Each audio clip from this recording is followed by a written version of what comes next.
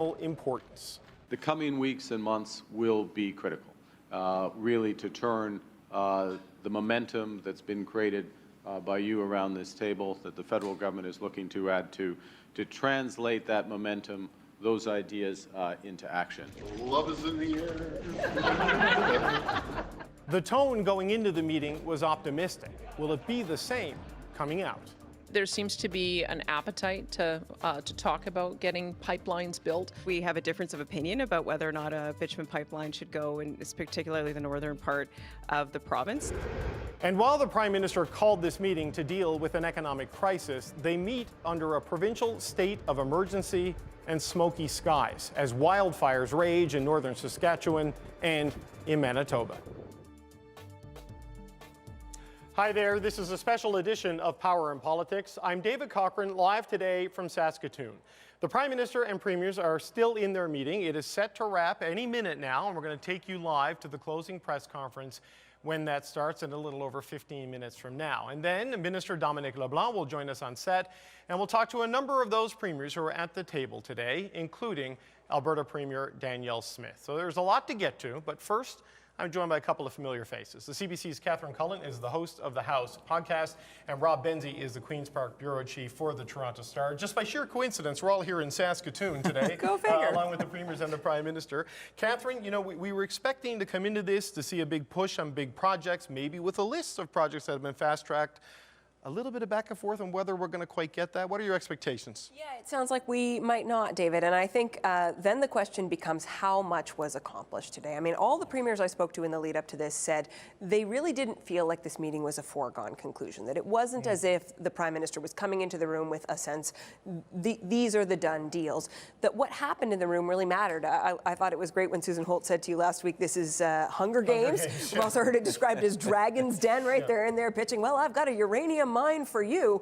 The question is what comes of it? And you have to think about where Mark Carney set the bar, right? He talked about during his election win, we will need to do things previously thought impossible at speeds not seen in generations. He wants to move quickly. You would think that would mean coming out of this with an idea of what is going to happen. So how he handles that, what the premiers have to say about what was accomplished, I'm really keen to see that. Right, yeah, Benzie, I don't know if it's Hunger Games or Dragon's Den. If it's Dragon's Den, I can tell you Kevin O'Leary's not getting into that room. But you know, you covered Doug Ford closely. He came here with a list of projects. My sense is some provinces, and certainly the impression I got from the Prime Minister last week, is we were going to get projects that got picked to go through the fast track process right out of today. What do you think we're actually going to see now? David, the Prime Minister specifically said to you there would be a list. He used the L word. If we don't get specifics, I think it's going to be a tell. It's going to suggest that maybe the speed that Catherine's speaking about, that the Prime Minister wants to move at, is not the speed of government. And this is a complicated federation that we live in, and you have 13 premiers with 13 different priorities, 13 different political realities that they're facing. And some of the things that we're talking about, pipelines, Danielle Smith of Alberta really wants to see pipelines. Some of those things can't be sold in places like British Columbia. Even in Quebec, it's problematic. So it's going to be interesting to see if the Prime Minister can come forward with something specific. So, you know, Catherine, some of the challenges on this, right? The table there, the First Minister's table, there is a unanimity on the need to go faster, get things done more quickly, you know, at a larger scale. But not at the table, the Assembly of First Nations, you know, and other groups who will have a role in this agenda who aren't quite there yet. Might be understating it. The AFN put out a news release today saying this federal proposal has the potential to violate many collective rights of First Nations, unacceptably short timeline in which they've been asked to respond thus far.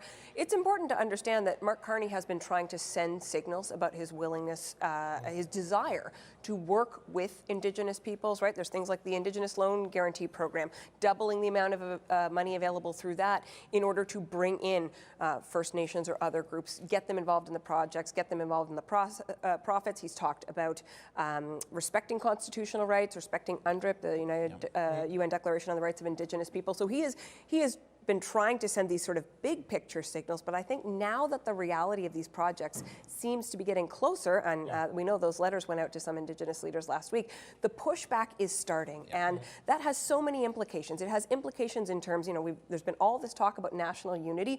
That is certainly a kind of unity in this country, those relationships being strained early on in Mark Carney's time as Prime Minister, is problematic, but it's also problematic for the projects themselves because, of course, then we can be talking about finding these projects in front of the courts. That is not, a speed previously unimaginable, and that's a speed we know in Canada. Yeah, and Benzie, it's a bit like driving with 2 feet, right? One foot's trying to push the gas all the way down to the floor, and the other's tapping and pumping the brakes for different things. So we saw Doug Ford going in with Daniel Smith next to him saying, "Love is in the air." What do you think he'll be singing when he comes out? I hope he's not singing the blues for the country's sake, because I think we do need to see some kind of progress. I think people in the election that we just had, April 28th, people said Canada needs to get some things right. We've got this existential threat from President Donald Trump. These tariffs are wreaking havoc with our economy.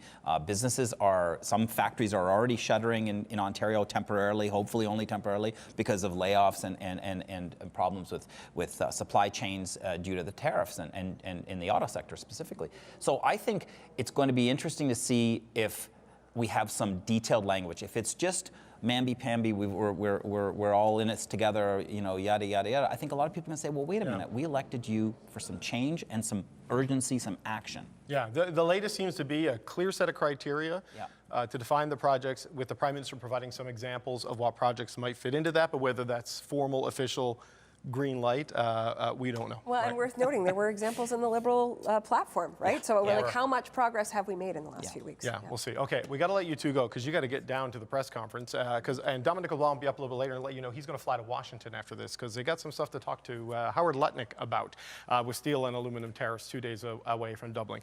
Catherine Cullen, Rob Benzie, thanks so much for being here. And look, they were there as the premiers arrived this morning, and the premiers were asked about oil pipelines in particular and whether it was possible for the First Ministers to ever agree on building a pipeline across multiple provinces. I trust everyone's rooting for the Oilers. Go team.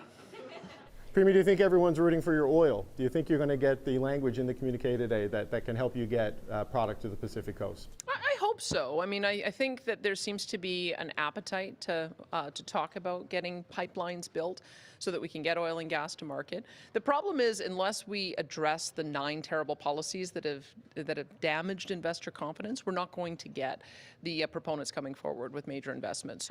The projects that we're going to be bringing forward are about clean energy and critical minerals in our province and economic corridors. But you would be okay with fast tracking what could potentially be a bitumen pipeline to Prince Rupert or to Kitimat? Well, you know what? At this stage, and you've heard the Premier say this, we have a difference of opinion about whether or not a bitumen pipeline should go in particularly the northern part of the province. Premier, do you think by the end of the day, Team Canada will include a bitumen pipeline to the British Columbia coast through northern BC?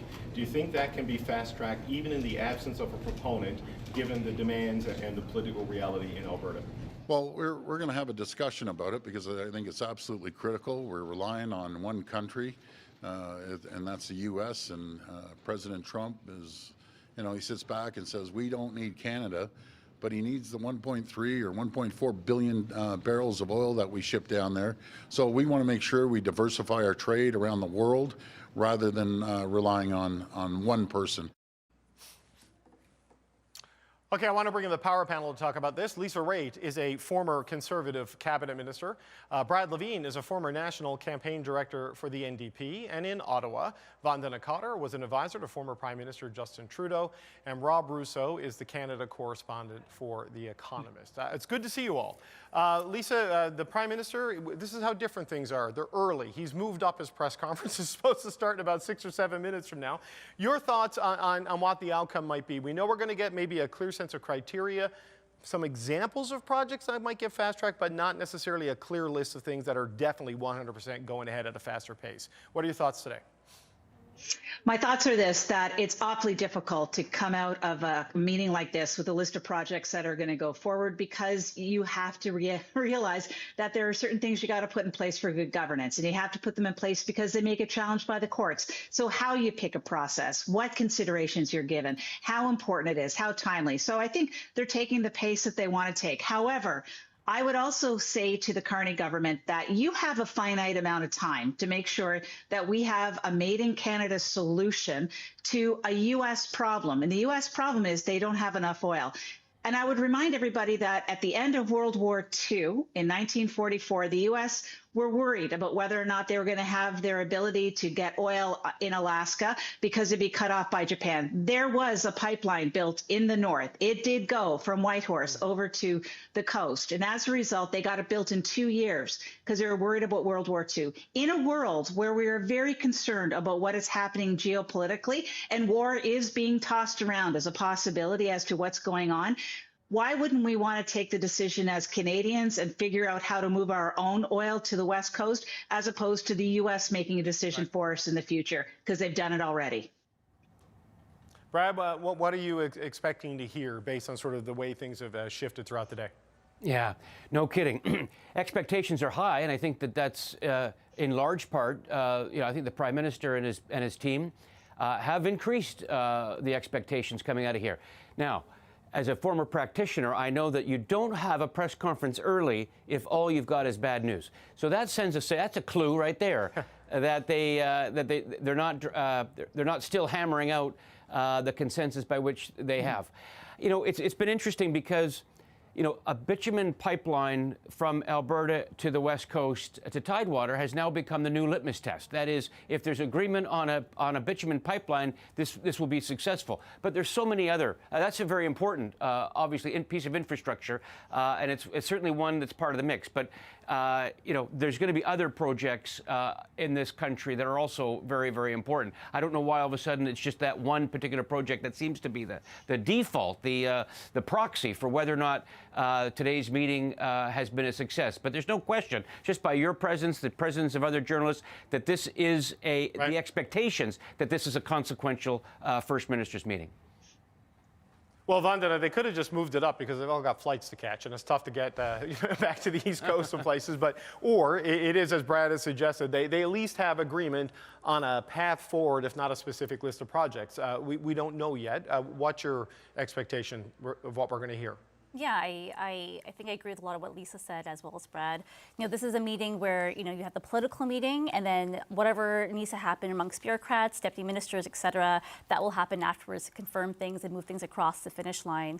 I think what we probably have talked about is what is ready to go, and what's one thing that Minister Carney has said over and over again. We need things that are ready to go. So, you know, assessments on projects that already have First Nations partners, environmental assessments, and buy-in is also really important. So I think you'll come out with at least maybe a process or an agreement of what's to come. Right, but Rob, I mean, coming out of this with a process, the expectation a lot of people have are going to come out of this with projects. I mean, how do you think people are going to react to this if this process begets more process? I think they'll be underwhelmed just because of the expectations set by the Prime Minister himself. He did ask for people to come to the meeting with lists. We are going to find out, I think, what he meant by a catalytic role for the federal government if things are bogged down. I don't want to prejudge because, as you know, David, I always asked you and asked other reporters to tell me what is going on inside the room. The fact that nobody knows what's going on inside the room suggests that it's hermetically sealed. Maybe something is going on, but we don't know. I do want to go back to the notions that have been discussed earlier by both Lisa and Brad, in that national unity now seems to flow through a pipeline, which is interesting because Mr. Carney, in his interview with you, again, which I keep going back to, an excellent interview, said that that's not necessarily the case with him. But I do believe it's now the case that an energy corridor, the notion of an energy corridor, has become like the railroad was when Canada was formed. It is something that is seen to bind the country together. Is that a bitumen pipeline? Not necessarily.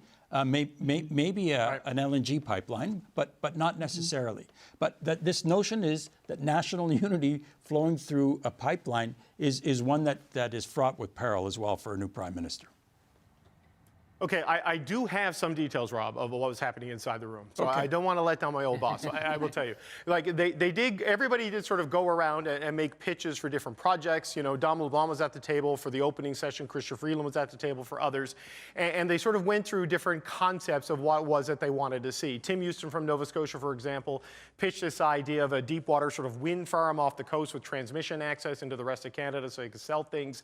They sort of did the high-level conversation around the projects. Then they went through an assessment of specific language for criteria that they could all find common ground on, but never did sort of a rendering of judgment on any specific project. So what we're going to get is a statement with the agreed upon criteria that they can all live with, and the Prime Minister, as I understand it, will name some specific projects that would fit into those criteria. So saying, these are the criteria, this project here would fit into this. It's not an official laying on of hands of that project as saying it is fast-tracked, but an indication of a very specific project, not just ports, but a specific port that would fit into it. So that's kind of where it is. So where does that go in the underwhelming or overwhelming or just whelming meter that you would apply? No, well, in that case, if we are talking about 2 or 3 specific projects that seem to have the approval of the federal government, that will be a signal to the business community who's now going to want to know, okay, what is the approval process going to be that? If it is a 2-year window, which is what they're trying to get to, that might lurch the business community into action on these, if it's 2 or 3. I think that would represent some success. But the Prime Minister's coming to face with the reality of Canada's federal system. It is actually built for caution. It is built for some conflict. It is built for negotiations. And when you throw in the Supreme Court's decision on duty to consult our First Peoples, that adds another layer to it as well. So this is the reality he's running into. But I would say 2 or 3 projects that have the approval of the federal government or the encouragement of the federal government, then we turn to the business community and say, is that enough? If that's not enough, what do you require? Lisa, how do you think business and industry associations will react to something like that today? I like Rob's analysis on that. I think that is correct, that it's okay to have criteria and to give an idea of what kinds of projects would fit in there. Interestingly, in Ontario, Doug Ford's government has introduced something called Bill C5, which is getting a little bit of pushback, but it really does set the framework for the province to be able to designate these projects to go fast track as well. So they're getting ready for something like this happening from the federal government, and good on them. So clearly they have a point of view in terms of what projects they want to be in the ability to designate in order to get them into the federal system really quickly. Yeah. Brad, what's your sense? Like, as Rob said, it's not approval of projects, but probably encouragement for projects, and a clear sense of how you can get that encouragement too. Yeah, well, no, I very much appreciate the point where you're providing certainty to the investment community, the business community, because one of the things that is just the unknown timelines that these big projects take. It just shakes confidence, and people don't step up. But if you can create as much certainty as possible as to what the timelines could be. To Lisa's point about Bill 5 here in Ontario, that's a fast-track bill for big projects, and it has some First Nations concerned about whether or not it's attempting to run roughshod over the duty to consult. Same in British Columbia with bills 14 and 15. Those are big projects, infrastructure as well as natural resource projects. So if the criteria list that's about to come out this afternoon can provide some certainty to the First Nations that no project that the federal government and the provinces are going to be working together on under this mandate here will ever attempt to do that. The courts will be obviously one level of protection, but it's the incentive, it's the motivation of the elected officials from the feds and the provinces not to do that. If they can create some certainty there, that may help cool down the temperatures in those jurisdictions where we're seeing the temperatures heat up. David, can I add something to that? Oh, sure, go ahead, Lisa. Go ahead.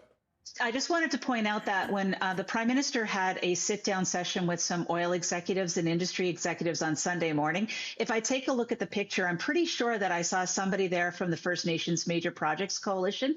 And as a result, you can see that there's a concerted effort by the Prime Minister to ensure that they're working with Indigenous communities that want to be partners, that have a stake in the economics of it, and they're being included at the table when decisions are being made, which I think is the right step forward. Yeah, and Vandana, that was a point the Premier of Nunavut, PJ Giakuk, made today, that on the projects they're advancing, there's full Inuit buy-in and leadership and approval. But, you know, it's not monolithic, right? Like the AFN and other groups. I talked with one of the national chiefs for the Algonquin Anishinaabe on Friday, and they feel like they're being rushed and being asked to move at a speed to sign on to what Mark Carney wants to do that maybe they can't match, right? So this is going to be potentially, well, this is going to be one of the challenges they face going forward as they try to advance this agenda. Yeah, I mean, it's important to remember that First Nations community are not homogenous, and while some will have will be very excited over some of these projects and excited to be partners in these projects, others will be a little bit hesitant. I think Prime Minister Carney has made it very clear that he will make sure that First Nations communities are partners in these projects, but also he has a very, a deep front bench and a lot of caucus members with strong relationships that can also help advance some of these conversations. Now, this is also something, even if they walk out of this meeting with criteria, one of the things I learned in my time in government is the hardest thing to do across provinces is find agreement. So if you can even find that criteria across all these different, premiers with different ambitions and viewpoints, that's actually a big signal. And I think working with these premiers, working with the business community to help work with First Nations community, this is his example of his private sector experience, bringing people together to ensure everyone feels a bit of buy-in.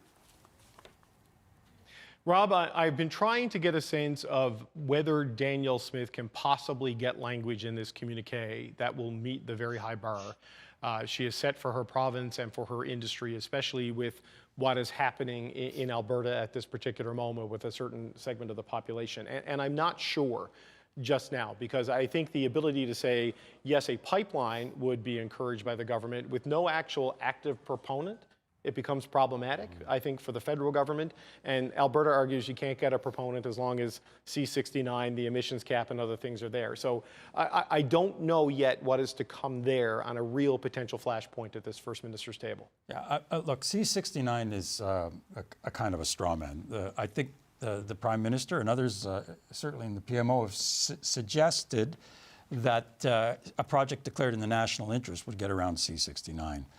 I found it interesting to listen to the Premier's was it last week or the week before when they were in Whitehorse? And I found it interesting to listen to the representative from British Columbia there saying that, that there was not necessarily agreement to get a pipeline that carries bitumen to the Pacific through BC. Well, to me, that left a great big wide open question is, how about a natural gas pipeline? Because I think there might be agreement. And would that satisfy Premier Smith? I think it might. I think it might. I also would urge all of us to wait, because I think a lot of what might get encouraged, if not green-lighted, depends on the discussions that are obviously going on. You referenced Dominic LeBlanc. Going to United States. Rob, I just got to jump in because I got to jump in because the First Ministers are walking in, getting ready to take their seats. So the speculation can end and the confirmation can begin. We're going to hear from the Prime Minister and the Premiers. There's going to be 3 speakers right off the top. We're going to hear from Scott Moe, who he is the host premier, even though technically this meeting is hosted by the federal government because it is a First Minister's meeting. But Scott Moe first, Mark Carney second, and then Doug Ford, the Premier of Ontario, is also the chair of the Council of Federation, will then round out the opening statements, and then they'll open it up for Q&A. We're told this will run about 45 minutes. Thank you very much. And here we go. Here's Premier Scott Moe. To you, to Minister Freeland, Minister LeBlanc, and Minister Hodgson for joining us here today in Saskatoon, Saskatchewan. And thank you to each of my colleagues, premiers from across Canada. who, as I say, collectively, we represent all Canadians as well, like the Prime Minister and the federal government does. We had a good meeting with discussions around how we can advance the opportunities for Canadians from coast to coast to coast, how we can work together to meet the aspirations and the statements of the Prime Minister with respect to becoming the strongest economy in the G7 nations and advancing Canada's opportunity to become a global energy superpower. Now, there's much discussion that happened today on what that path looks like, and there's much discussion, I think, in fairness, that is and work that is going to happen post today's meeting. But I would say it was a very positive meeting on behalf of all Canadians, national and subnational, well, one Canadian national and 13 subnational leaders. And I would just close with, again, thanking my Premier colleagues for joining us here in Saskatoon today, and thank Prime Minister Carney for having the First Ministers meeting in Saskatoon today. Great. Thank you very much, Premier Moe. Thanks for your hospitality to the people of Saskatchewan, for welcoming the Premier's federal ministers, myself here, particularly as we spoke during the day yesterday and before, at a very difficult time as fires rage across the northern prairies. The response is a massive undertaking. Credit to your government, that of Premier Canoe, Premier Smith, the volunteers, first responders, the support from the Canadian Forces and the Canadian government across the board. I also want to thank the Premiers for their support, their consistent, unwavering, constructive support in our response to the unjustified and unlawful tariffs that the U.S. is still imposing on Canada. We are fighting to get the best deal for Canada. That work is ongoing. Minister LeBlanc will be headed to Washington this evening to continue negotiations. En même temps, nous travaillons également au développement de nouveaux partenaires. We are working to develop new partnerships with other nations. Canada has what the world wants and the values that others aspire to. So our mission is the same: to build one Canadian economy out of 13 and to bring down barriers that are limiting internal trade. We're also focused on building nation-building projects, and that took up much of our discussion today. I outlined during the meetings the central contribution of the federal government to this mission, first and foremost to eliminate all remaining federal barriers to internal trade and labor mobility, and to enable the federal government, working with the provinces, the territories, Indigenous peoples, to identify and expedite nation-building projects. To be deemed in the national interest, those projects should, amongst others, strengthen the Canadian economy, strengthen our autonomy, our resilience, and our security, provide undeniable benefits to Canada, have a high likelihood of successful execution, be a high priority for Indigenous leaders, and to drive Canada's clean growth potential. Under a new process, once a project is designated as being in the country's national interest, a new federal major project office will bring together all relevant federal departments to provide a single set of conditions that must be met for those projects to advance. And the commitment is to proceed with the approval process for a maximum of 2 years under a new streamlined process that prioritizes federal resources to these most important projects. We will also work towards one project, one review, including through new cooperation agreements with the provinces. The point is to build the certainty, the stability, and the ambition that builders need to catalyze enormous investment to make Canada into an energy superpower and to build the strongest economy in the G7. We had wide-ranging discussions. There was a lot of preparation for this meeting. We discussed a wide range of potential nation-building projects, including, and this is far from exhaustive, the Western and Arctic corridor, which, amongst other things, connects energy, critical minerals, and trade infrastructure, the Eastern Energy Partnership, critical minerals pathways, which include a range of critical mineral projects that premiers can speak to, the next stage of nuclear, from uranium to SMRs to large-scale nuclear, and a series of infrastructure investments for export diversification from ports to rails to last-mile roads. All First Ministers agreed that Indigenous partnerships and equity will be central to success. And upcoming federal legislation will mandate both meaningful consultation with Indigenous peoples, both during the process of determining which projects are in the national interest and developing the conditions for each project. The goal here is to get projects built faster so we can create more high-paying careers and greater prosperity for all Canadians. Avec notre nouvelle approche, nous allons mener à terme de grands projets. We will complete major projects, and to do this at a speed never seen before. We will support the provinces and territories and connect them, strengthen our economy, create good careers, and create prosperity for all Canadians. This meeting demonstrated how we can give ourselves far more than any foreign government can ever take away. So we're in a position where we can build big, build bold, build one Canadian economy, and build now. Thank you very much. Merci, and I will now pass to Premier Ford. Well, thank you so much, Prime Minister, for bringing us together. It was a very productive meeting. I also want to thank Premier Mo for your hospitality. We had a great time over the last couple of days, a lot of discussions moving forward. So I also want to thank all the premiers. We have an incredible group of premiers. We are united. We're going to move this country forward, the likes of which this country's never seen before. And how we're going to do this is making sure that we don't have federal duplication. As the Prime Minister said, let's get it done quick, fast, immediate, and that's exactly what we're going to do. Let's not forget that President Trump has declared an economic war on every single business, every single person in this country. And we need to do everything we can to fight against him. Again, what the Prime Minister said, and I agree, an illegal trade war. And I think the President's going to have a rude awakening.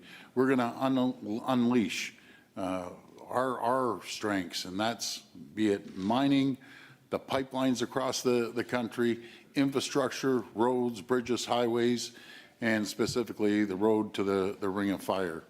So we had that discussion, and as I mentioned earlier on, the last couple times I talked to the press that, you know, nothing's carved in stone at this meeting. There was great discussions, because I know the first question is going to be, what are the exact projects? I have all the confidence in the world. The Prime Minister and his team are going to bring back the list. They're going to sit down. They're going to discuss it to build these large national infrastructure projects from coast to coast to coast. The other area that we spoke about was bail reform. It's absolutely critical we keep our communities safe. It's each and every one of our jobs to protect communities, and that's exactly what we're going to do. We're going to make sure the real bad guys, these violent criminals, go to jail. And people may have a drug addiction. We're going to support them. I'm not worried about them committing crimes as much as I am the criminals that are coming in from all over the country, all over the world, flying in and causing chaos in neighborhoods. And I'll speak just about Ontario on that issue there. But again, Prime Minister, I want to thank you. Working collaboratively and cooperating with all the premiers. I'm very, very confident. I want to tell the people of Canada, and in my case, the people of Ontario, there's hope. We're going to look at how we're going to move forward and implement as quickly as possible prosperity in our province and across the country. Again, I want to thank you, and I'll pass it back to you, Prime Minister. Thank you very much, Premier. And I guess we'll pass to the press for questions. Thank you. We'll now begin the question period. We'll take 20 minutes of question, 20 minutes de question. Judy Trin, first question. Judy Trin, CTV News. Prime Minister, other than the premiers of BC and Quebec, there seems to be growing consensus in support of pipelines carrying bitumen east, west, probably north as well. Is the federal government at this point considering pipelines a project of national significance? And will you be sidestepping certain environmental requirements outlined in Bill C-69 to fast-track such a project? Well, the first thing to say is, and let me be a bit more specific, if I could, because and I will defer to the premiers to add, but the Western premiers and the premiers of the territories met and supported an approach. The Western corridor, the Western and Arctic corridor, effectively a corridor between port to port to port, from Pacific Northwest to James Bay to Grays Bay Point, and within that are opportunities in energy, critical minerals, and well beyond. And specifically within energy, opportunities, yes, for an oil pipeline to get to Tidewater. Now, within the broader context of national interest, the interest is in, as mentioned in the press release, decarbonized barrels. So working alongside forms of decarbonization for those barrels. That is absolutely in our interest. It provides diversification of trade partners. It provides the development of new industries. It provides economic activity across the West and into the North. So yes, there's real potential there. We took up a good deal of our time and discussions and potential to move forward on that. And if further developed, the federal government will look to advance it. En ce qui concerne, c'est plus que les oléoducs. It's not only about oil pipelines. There are a number of initiatives, including an energy corridor and critical minerals, a corridor from Western Canada towards the north. But ultimately, yes, there are possibilities of creating pipelines,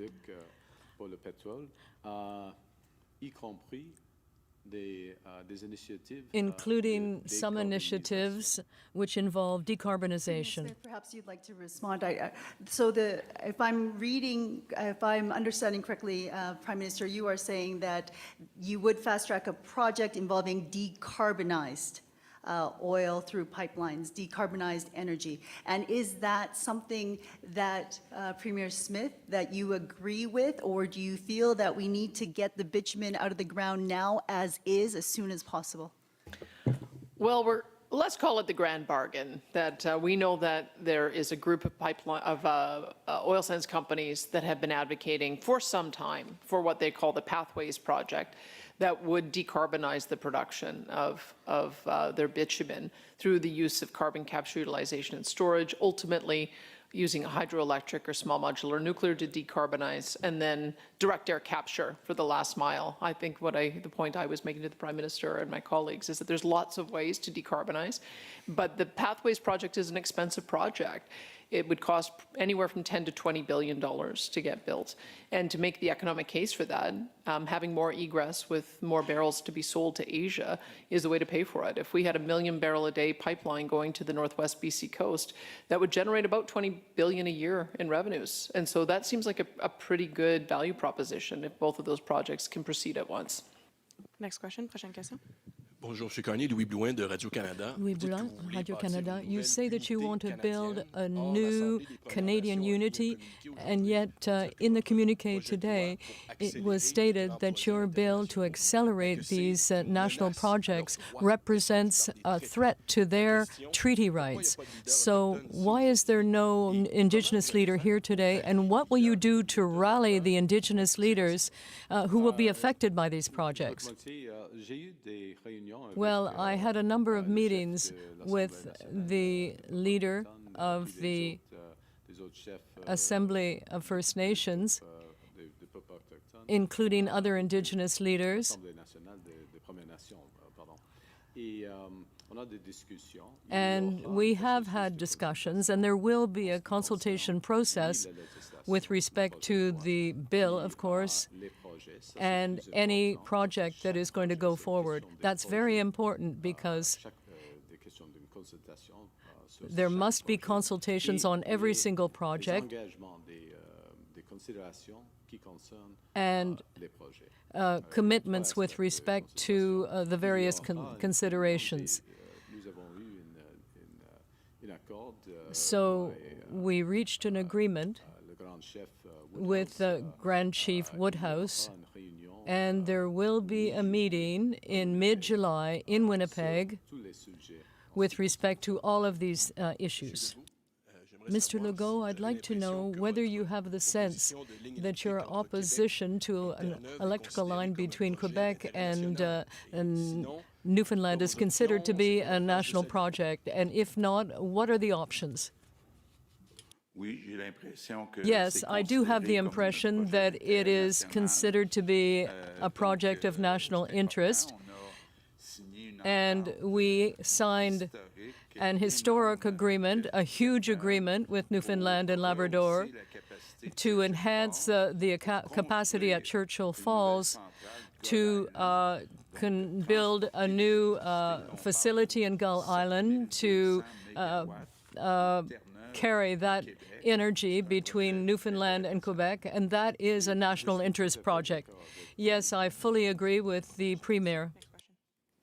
Hi, Joanna Smith with The Logic. Prime Minister Carney, can you spell out with some detail how exactly projects will be chosen for the list and by when, and when will we know about them?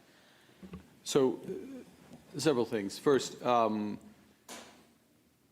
there will be review. The projects, we discussed a number of projects today. They're in various stages of preparation. They're in various stages of preparation. I think there's a shared understanding based on our discussion of the main criteria for consideration. I listed them. They're in the communique. I'm not going to repeat them given interest of time. We will work with project proponents on assessing projects relative to those criteria. As those criteria are increasingly well understood, in the national interest, Indigenous participation, example, advancing clean energy, material benefits to Canadians.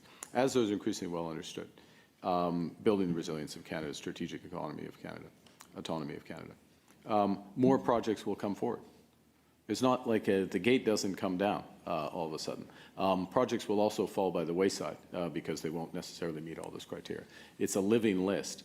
But what's being clear is what's being put in place, or what is being proposed, will be proposed in legislation, is the ability of the federal government to devote the right resources to these projects, to make quick decisions about those projects that respect our environmental responsibilities, other responsibilities, work with the provinces directly to move forward and to get the country building.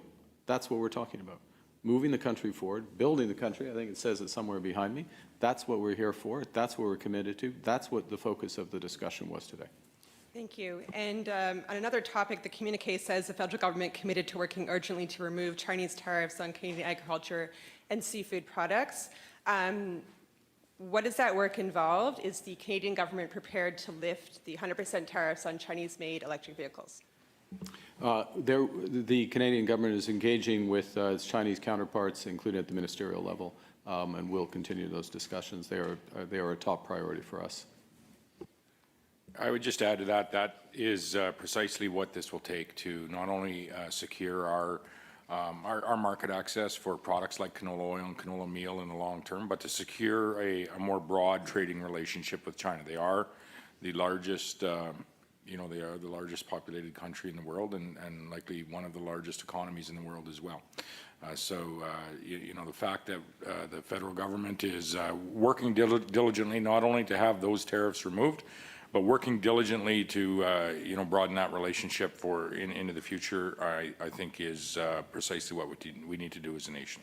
That's a major priority for Manitoba as well, and I think it speaks to the fact that we're trying to solve this complex multivariable equation. We have the Trump administration on one side, and then we have an ascendant People's Republic of China on the other side. A nation of our size, which has great people, abundant natural resources, the element to be able to solve that equation that confronts us is unity. It's being able to work together. And so I think that this meeting here today of the First Ministers representing Canadians from different walks of life is an important step forward for us being able to have that showdown with China, have that showdown with the Trump administration, and make sure that you and your jobs come out on top. Yes, certainly. The challenge with China and Mr. Trump is a major challenge for Manitoba and all of Canada.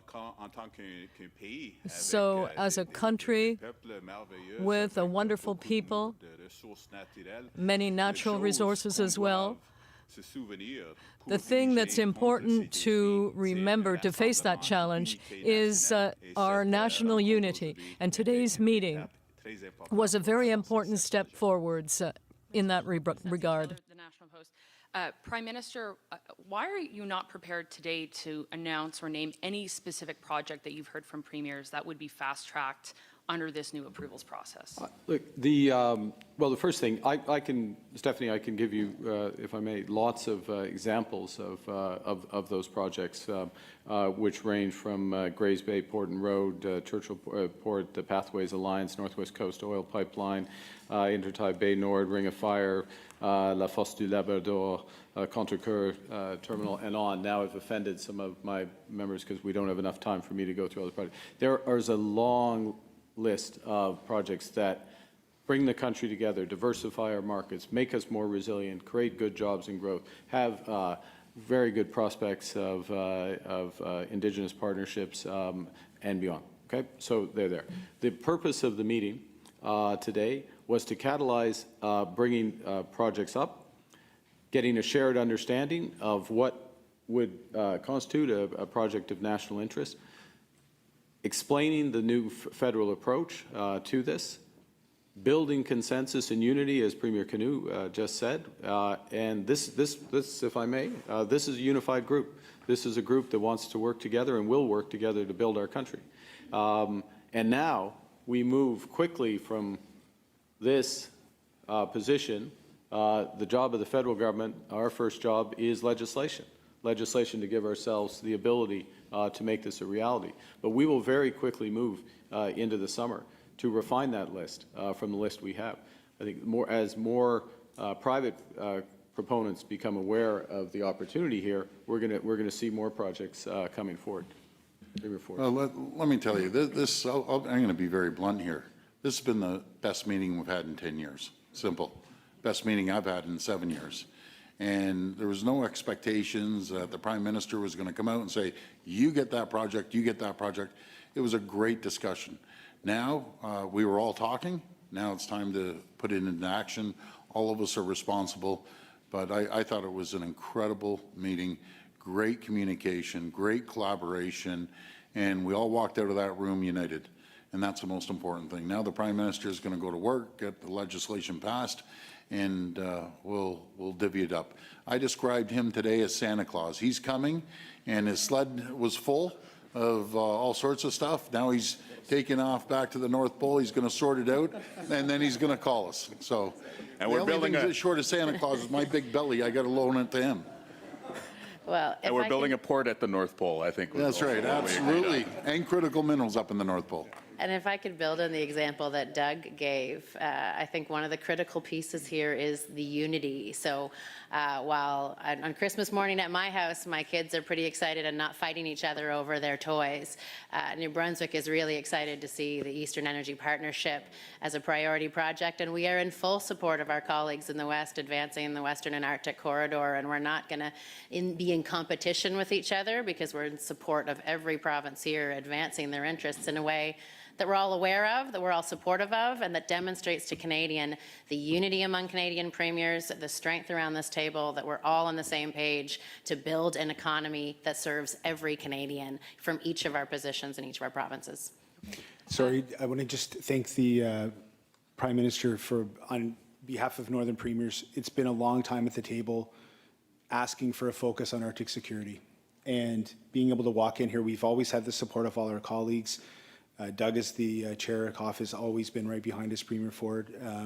But being here today and actually seeing action put to that, and also for the nation-building projects in all 3 territories, having that opportunity to have support behind them and understanding that they are a key point within our strategy for Arctic security. I just want to say thank you, and what a refreshing opportunity to be at a meeting like this today.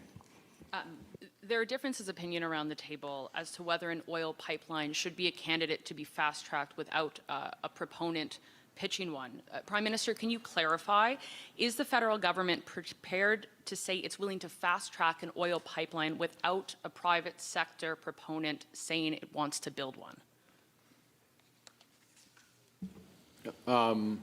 Well, look, it's not a decision. It's not a decision we have to make today. I think what's clear, be absolutely clear. We're saying, and this is consistent.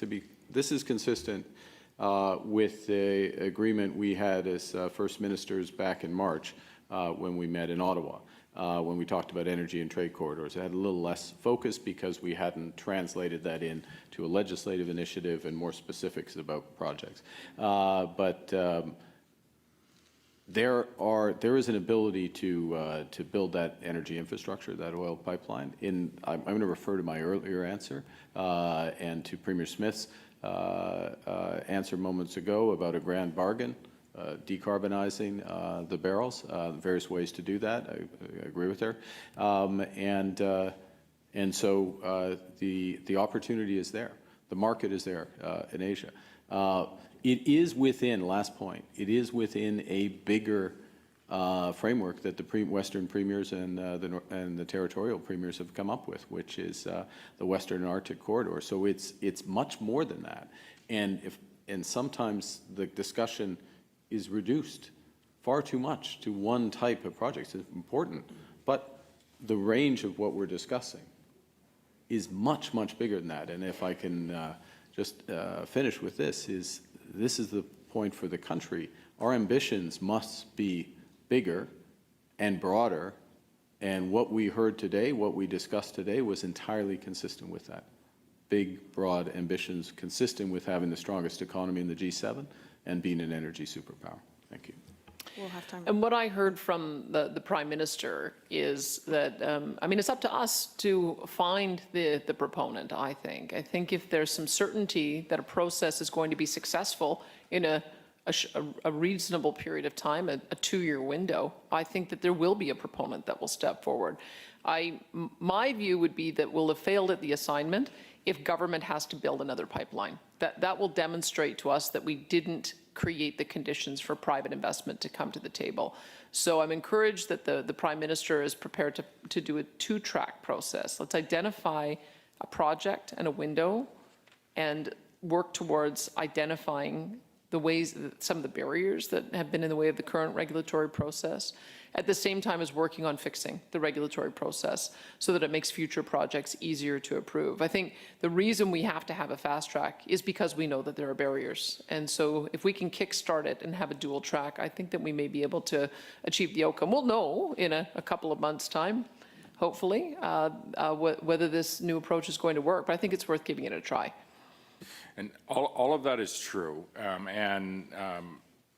there are very much indirect benefits because, as the Prime Minister said, the corridor, port to port, and then maybe to an Arctic port, a Grays Bay corridor, is significant for so many other projects. It would go in the vicinity of 2 hydroelectric facilities and allow us to actually start to advance additional power into industries that are creating wealth and creating jobs in northern parts of our provinces.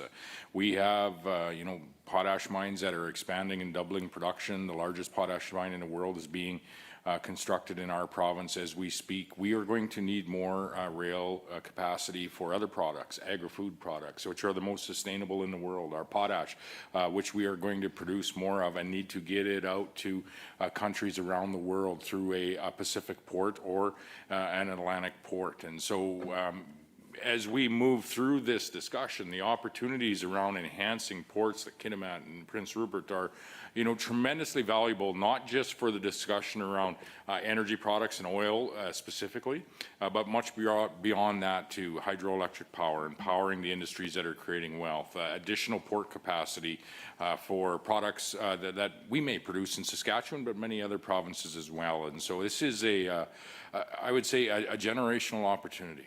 for us to achieve some of the aspirations the Prime Minister has put forward, but a generational opportunity for Canadians as well. And I really look forward to where these discussions go over the course of the next number of months. Can I just jump in? Sorry, PJ, just interrupt. I just want to put a fine point on what my colleagues have said here. It's a generational opportunity for Canadians, but it's also a generational opportunity for some of the poorest communities in our country. And if we have a window of opportunity to build up Canada, and we can get more kids tied into an education, to a pathway to trades, to college, to university, if we can put the road and transmission and pipe infrastructure to build out those opportunities, this country is not just going to be better off in terms of the GDP growth. We're going to be better off in terms of making sure that every Canadian kid can reach their full potential in this great country. Yeah, I was just going to add as well that what an incredible moment that we're in. You look across this beautiful and very strong country of Canada, and that nation building had happened all the way from the East Coast right to the West Coast, and that hasn't quite met up to the North as well. So I'm very thankful for the incredible leadership of Prime Minister Carney, who really recognizes that there's incredible opportunities and that we actually have solutions to bring when we're looking at different corridors, access to critical minerals, access to create markets, whether it's to Asia or Europe, and to assert our sovereignty. You look to the north, and the infrastructure gap between north and south is something that I think we're all taking note, and that this is our moment. As a country, we're unified around wanting to see us prosper and to become stronger to come out of it, and very much look forward to seeing actual infrastructure built to ensure that our communities are healthy, and that's how you best assert your sovereignty, is by how healthy your communities are. We'll have time for one last question. Dernière question. Phil Tank, Saskatoon Star Phoenix. I wanted to ask Premiers Moe and Smith whether they share Premier Ford's enthusiasm about this new, what seems to be like a new relationship with the federal government. I can go, and yes, I think we do have an opportunity here, and as I spoke to some of the the generational opportunities that I think not just in the corridor that I spoke to specifically, but the conversation around really aspiring to a greater economic future than maybe what we've had in the last number of years. And Phil, we've been very much a growth-focused government here within the province of Saskatchewan. And I see some of that growth, a balanced focus on that growth nationally. And we applaud that. And we, as you know, the last number of weeks and months, I think it's fair to say that we as a government are putting forward our best foot to give every opportunity to work alongside the federal government, look to work alongside other provinces and other Canadians in order for us to achieve that. Because we support, in this province, we support the aspiration to grow our economy to lead the G7. And we want to be part of that, and we believe we can be a big part of that in Saskatchewan. We support the aspiration for Canada to become a global energy superpower, and that means we are going to have discussions, some of them, not all of them easy, but have the discussions about advancing all of the energy products that we have and all the natural resources essentially that we have in a sustainable way and in an inclusive way. We've always supported that, and we continue to support that today. And so I would say in the meetings that I've had, whether they be First Ministers meetings, Council of Federation meetings over the last 7.5 years, that today was a very positive meeting, and I hope that Canadians would feel very positive with their provincial, territorial, and federal leaders coming out of here today in agreement on that. I would say I'm encouraged by the immediate change of tone that we've seen from recent months. I think that there's, when we hear the Prime Minister talking about being an energy superpower, we haven't heard that kind of language for some time on both conventional and clean power. And I think that the fact that we've quantified that we've got 1.8 trillion barrels of oil, bitumen, and about 165 billion barrels is recoverable at today's technology, even at $60 oil, that's a $9 trillion asset. And you simply wouldn't have a policy of leaving a $9 trillion asset in the ground when it can stand to benefit everyone. You have to address issues, of course, of Indigenous ownership and equity partnership. You have to address issues, of course, of emissions and other environmental issues. But that's what I heard, is how do we have an all of the above approach? And I think that's very encouraging. So we're willing to work with the federal government on addressing some of the issues that are going to stand in the way of creating the environment for private investment. It doesn't help you to build a pipeline to the West Coast if there's a tanker ban. It becomes difficult to expand your natural gas market if you've got net zero power regs that are requiring it to be phased out by 2035. And you can't expand production if you have an emissions cap. So those are future conversations to be had about how we create that environment. But I think what I heard was that the Prime Minister wants to work on a dual track to be able to find some compromises on all of those, and I'm encouraged by that. I noticed there's language about net zero electricity generation by 2050. Is that a mandate? Does that mean that the federal government is going to say you have to reach net zero by 2050, or it doesn't say that specifically, but I'm just curious, whether there's consensus on that? Because I know there's premiers that don't agree with that. Well, we have policy in Alberta that has set a target of being carbon neutral by 2050. My grievance with the previous Prime Minister is that he was trying to advance that to 2030 and 2035, which was unachievable. So if we can work towards a 2050 target, do know that the power producers in my province are looking at that as a potentially achievable target. When you look at carbon capture, utilization and storage, the opportunity for nuclear, both conventional as well as small scale, and the conversation that we're now having about interties, that we might be able to bring in hydroelectric power. So 2050 has been a target that our province has set out. Yeah, there's a number of aspects at play here with respect to, how much power are we going to need in the next couple of decades in each of our respective jurisdictions, where that power is going to come from. We're having a very, active conversation in finding our way through the nuclear regulatory process here in Saskatchewan. As we look ahead over the next 10, 15, and 20 years, we've talked actively about aspiring and targeting a 2050 net zero timeline, but we're also focused on the affordability and reliability of power that we're providing to not only industries, but to families and people that live here in Saskatchewan. And so there's much is part of that conversation as we move forward. You're hearing the energy dominance conversation south of the border. Those are focused on powering powering data centers, essentially, moving forward.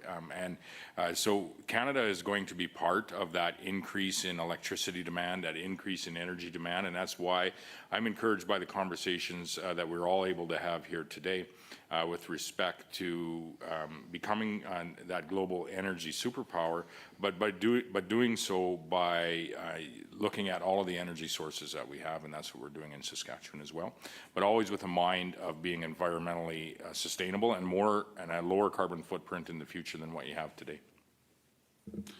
This is a generational opportunity. I can't remember that everyone sitting around the table with a willing partner from the federal government, willing partners from 13 premiers. And do you know who the biggest willing partner is right now? Are the people of Canada. They want to move. And do you know who's responsible for doing that?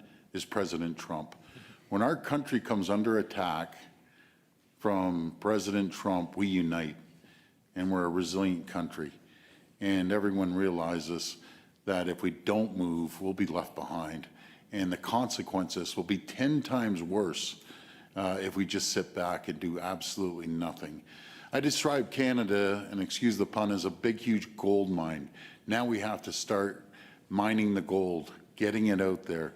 And no matter if it's the energy corridors being, as you've heard many of us say, being an energy superpower around the world, be it oil and gas, or be it nuclear energy and small modular reactors that we're leading the G7. That's what we need to do. We need to unleash. And as Premier Smith said, we have to create the environment and the conditions for companies to come here and invest. If we continue putting red tape and regulations and high taxes, guess what? No one's going to come and invest. But we're all confident, and I'm confident with the leadership of the Prime Minister, that he's creating that environment and conditions for people to come here and companies to come here and invest and tell the world Canada's open for business. I'll leave you with this. united we stand, divided we fall. And I can tell you, we're a united group. I'll pass it over to you, Prime Minister. Thank you. Thank you very much, Premier. Thank you all to all the premiers and your teams for all the effort. You know, sometimes you don't know what you have until you've lost it. We're fortunate. We haven't lost anything. We were threatened, and the Canadian people stood up to the Americans. We know what we have, and now we're going to build on it. Taking matters absolutely under our control. We're united. We're going to build together, and we're going to build for all. We're going to build for all Canadians. That's what came out of this meeting. Thank you very much. Merci beaucoup. Thank you. Can I say one more thing on the wildfires before we conclude? And as somebody whose rhetorical flourishes is often undermined in public, I do apologize, Mr. Prime Minister, because that was a great landing you just stuck there. On the wildfire situation in Manitoba, over the past few days, we have seen heroism. We have seen Canadian military flying evacuees through near zero visibility to safety. We've seen law enforcement, first responders, and firefighters staying back to protect entire communities. We've seen volunteers from across the country step up to help. And we've seen evacuees be very, very patient, waiting days to find their way to shelter, transported overnight, and then having to wait even beyond that to get to a hotel room. And so I want to say thank you. And it's in these moments of emergency and in these moments of crisis where you see the true nature of Canadians shine through. And I think that we need to be proud of that and to take a moment to thank folks for stepping up in the way that they have through our state of emergency, through the province of Saskatchewan state of emergency, and others. And hopefully today on the economic level, in the aftermath of the economic crisis that has been presented to us by Mr. Trump, hopefully Canadians have seen your leaders stepping up to work together, and that we see that same spirit of cooperation shining through. Miigwech, merci. Thank you very much. Thank you. This puts an end to our press conference. C'est ce qui m'a fait à notre conférence de presse. Merci. Okay, that is the end of the First Minister's meeting that Doug Ford says was the best meeting that they have had in 10 years. One that has Danielle Smith leaving, saying she feels encouraged by the new openness and willingness to do economic projects in her province from the federal government, which Scott Moe calls a generational opportunity for economic growth, and which Wab Kinew calls a generational opportunity for some of the poorest communities in Canada. Agreeing to and laying out 5 conditions for projects to be in the national interest that strengthen Canada's autonomy, resilience, and security, offer undeniable benefits to Canada and support economic growth, have a high likelihood of successful execution, are a high priority for Indigenous leaders, have clean growth potential such as the use of clean technologies and sustainable practices. No specific projects green-lit, but 5 sort of concepts and categories outlined: the Western and Arctic Economic Corridor, the Eastern Energy Partnership, Critical Minerals Pathway, the next stage of nuclear, and infrastructure for trade diversification that includes ports, rail, and road.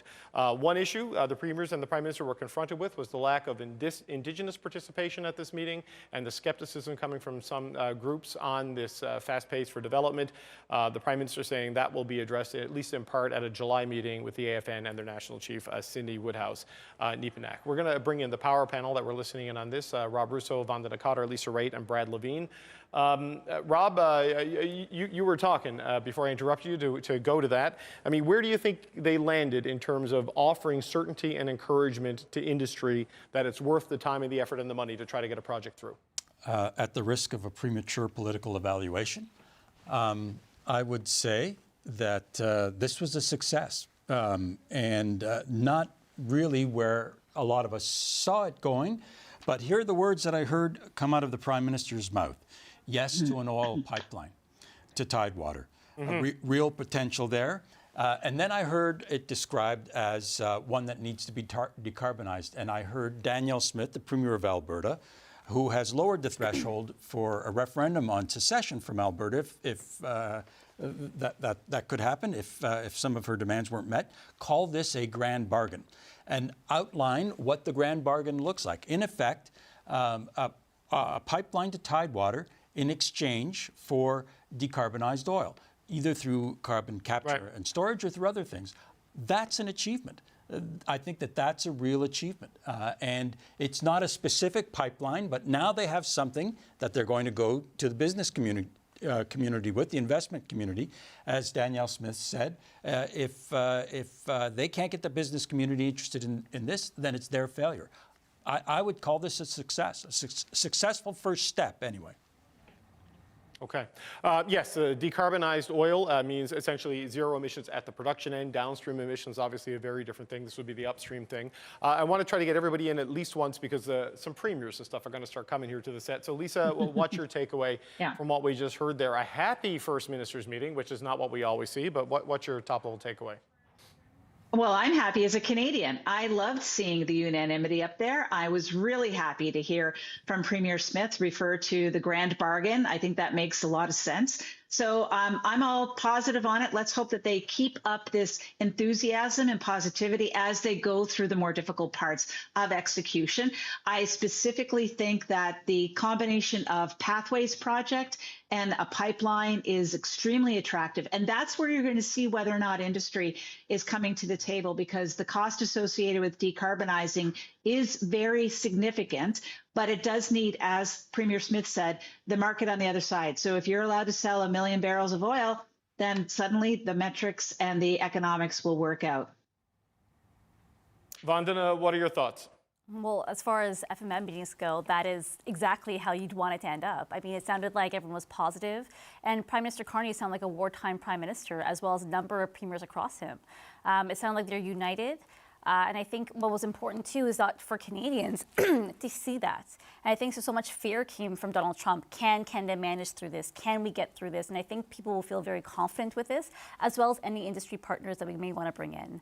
I think it's also important to talk about not just a pipeline, but a Western corridor. So what is the grander plan for Canada? That there's more than just a pipeline, but how many jobs can that create? And to Premier Canoe's point, how will it support and benefit the poorest communities we have? So I think there's a grand vision for Canada, and a grand vision that most Canadians have been looking forward to and knows that Canadians have. So I think the next step, it sounds like, is with the federal government. But I do think they'll move quite quickly, and I think shortly you'll see more movement on this. But I also thought the last final point is that live list idea, the fact that some projects come on, some will fall at the wayside. I think that shows good longevity for what this can bring to Canada.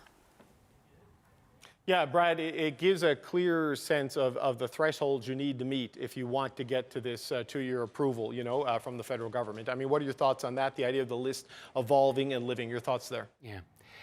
So on tone, A+.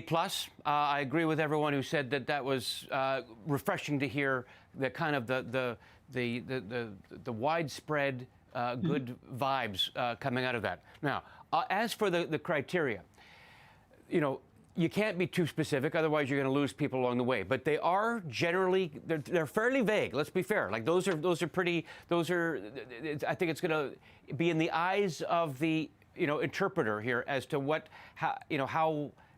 which projects fit into which of those criteria. They are broad, they are vague, but maybe that's exactly what is needed in order to capture a bunch. Just on the whether or not the pipeline, we were saying at the beginning, if the bitumen pipeline is the only litmus test of success here, I was encouraged. One said when Deputy Premier Nikki Sharma was saying, look, maybe a bitumen pipeline, but maybe it's not the north. We're looking at shovel ready. That was an interesting perspective. It'll be interesting to hear what David Eby says when he gets back from Asia. He's on a trade mission. I'm looking forward to seeing the legislation that the Prime Minister promised, as well as the discussions on First Nations. We said it at the beginning how important that was, and I think that they did go quite a ways to talk about the importance of First Nations buy-in to this entire process. So we'll look forward to that meeting next month. Okay, so Rob, just give you a final thought because the Premier of Alberta has just slid in here next to me, and we're getting her mic'd up so we can talk to Danielle Smith.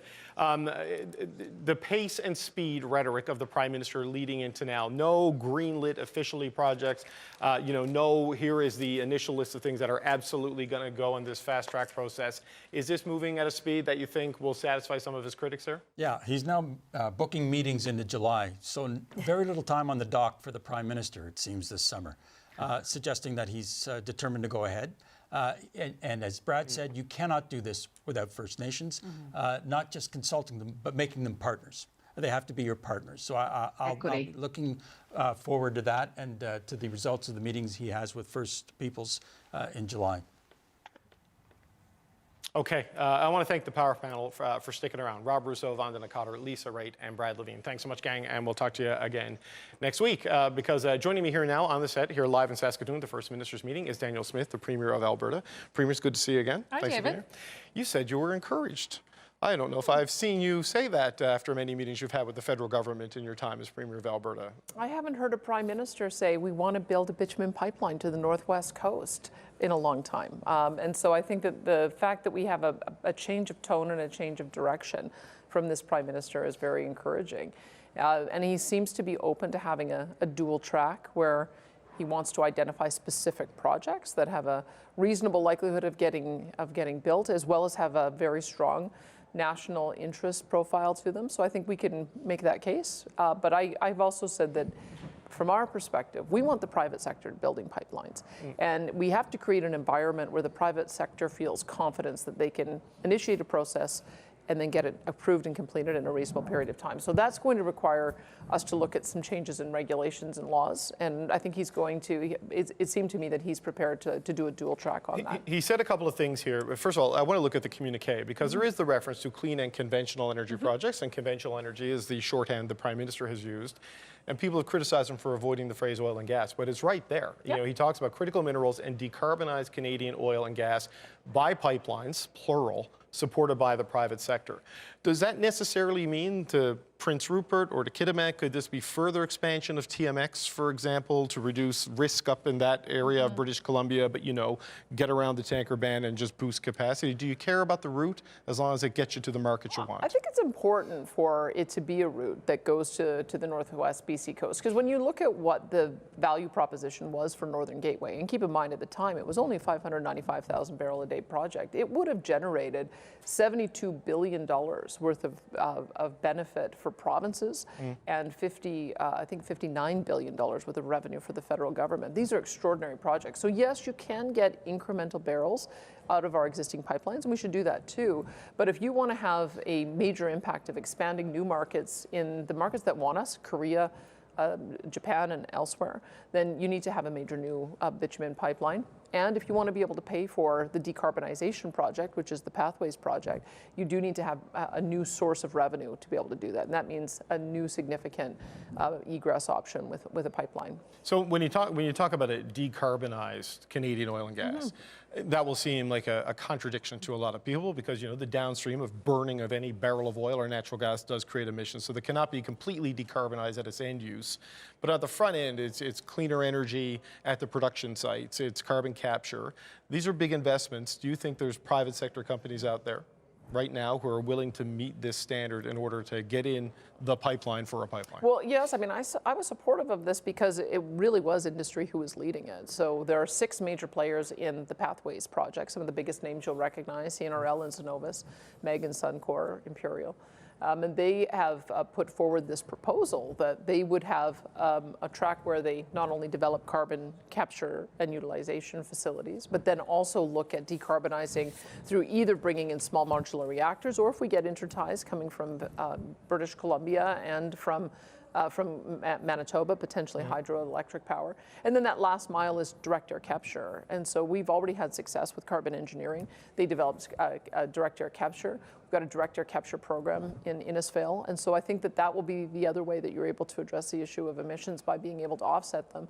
In addition, we also know that with LNG, exporting LNG, especially to Asia, will reduce global emissions because it's crowding out heavier polluting fuels like coal, like wood, like dung, especially if you're going down through India and other nations. And so I think that the ability for us to reduce global emissions with cleaner Canadian products is very high. The Prime Minister Carney said a lot of things about the opportunities in the Asian markets that I don't think we would have heard from Prime Minister Trudeau in terms of, like, it is a reality, it's there, it's a target, and you can go there. But what he didn't do is list a pipeline as one of the first nation building projects. And this was one of the conditions in your letter that you sent to the Prime Minister, a pretty comprehensive letter. even if it doesn't meet the letter of what you wrote to him, do you think he hit this bar, at least conceptually and in spirit? I think the fact that he mentioned it twice in the press conference tells you that it's very much on his mind. I mean, there is the, we have to figure out who the proponent is going to be, who's going to build it. Are we going to be able to successfully get a consortium or an existing pipeline company to resurrect that project? Or is it going to have to be a federal built project? Or is it going to have to be a provincial led project? My preference is always to have the private sector lead it. It's a chicken and egg problem. You don't get a proponent until you have some certainty around the regulatory process. TC Energy has openly revealed that they wrote off $9 billion worth of expenses from starting through a regulatory process that they couldn't see the end to and ultimately ended up having to abandon, or pipelines didn't get approved so that they could start earning revenue off it. So you can imagine why it is our pipeline companies are a little bit gun shy.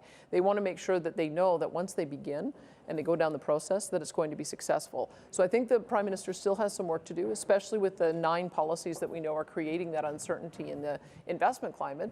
But I think today there clearly was a spirit of wanting to cooperate, not only among the premiers, but also with the Prime Minister. So I'm encouraged by that. You tied this to national unity, though, and, right? And with what is, you've talked about a process that could lead very well to a referendum in your province next year. In terms of like satisfying some of those concerns, the bigger concerns that could fuel this separatist sentiment amongst a certain part of your population, does this deal with it a bit? It's necessary but not sufficient. I mean, the encouraging words are one thing, the commitment to looking at these projects, the commitment from the Prime Minister to being an energy superpower and wanting to get that pipeline built are all very positive.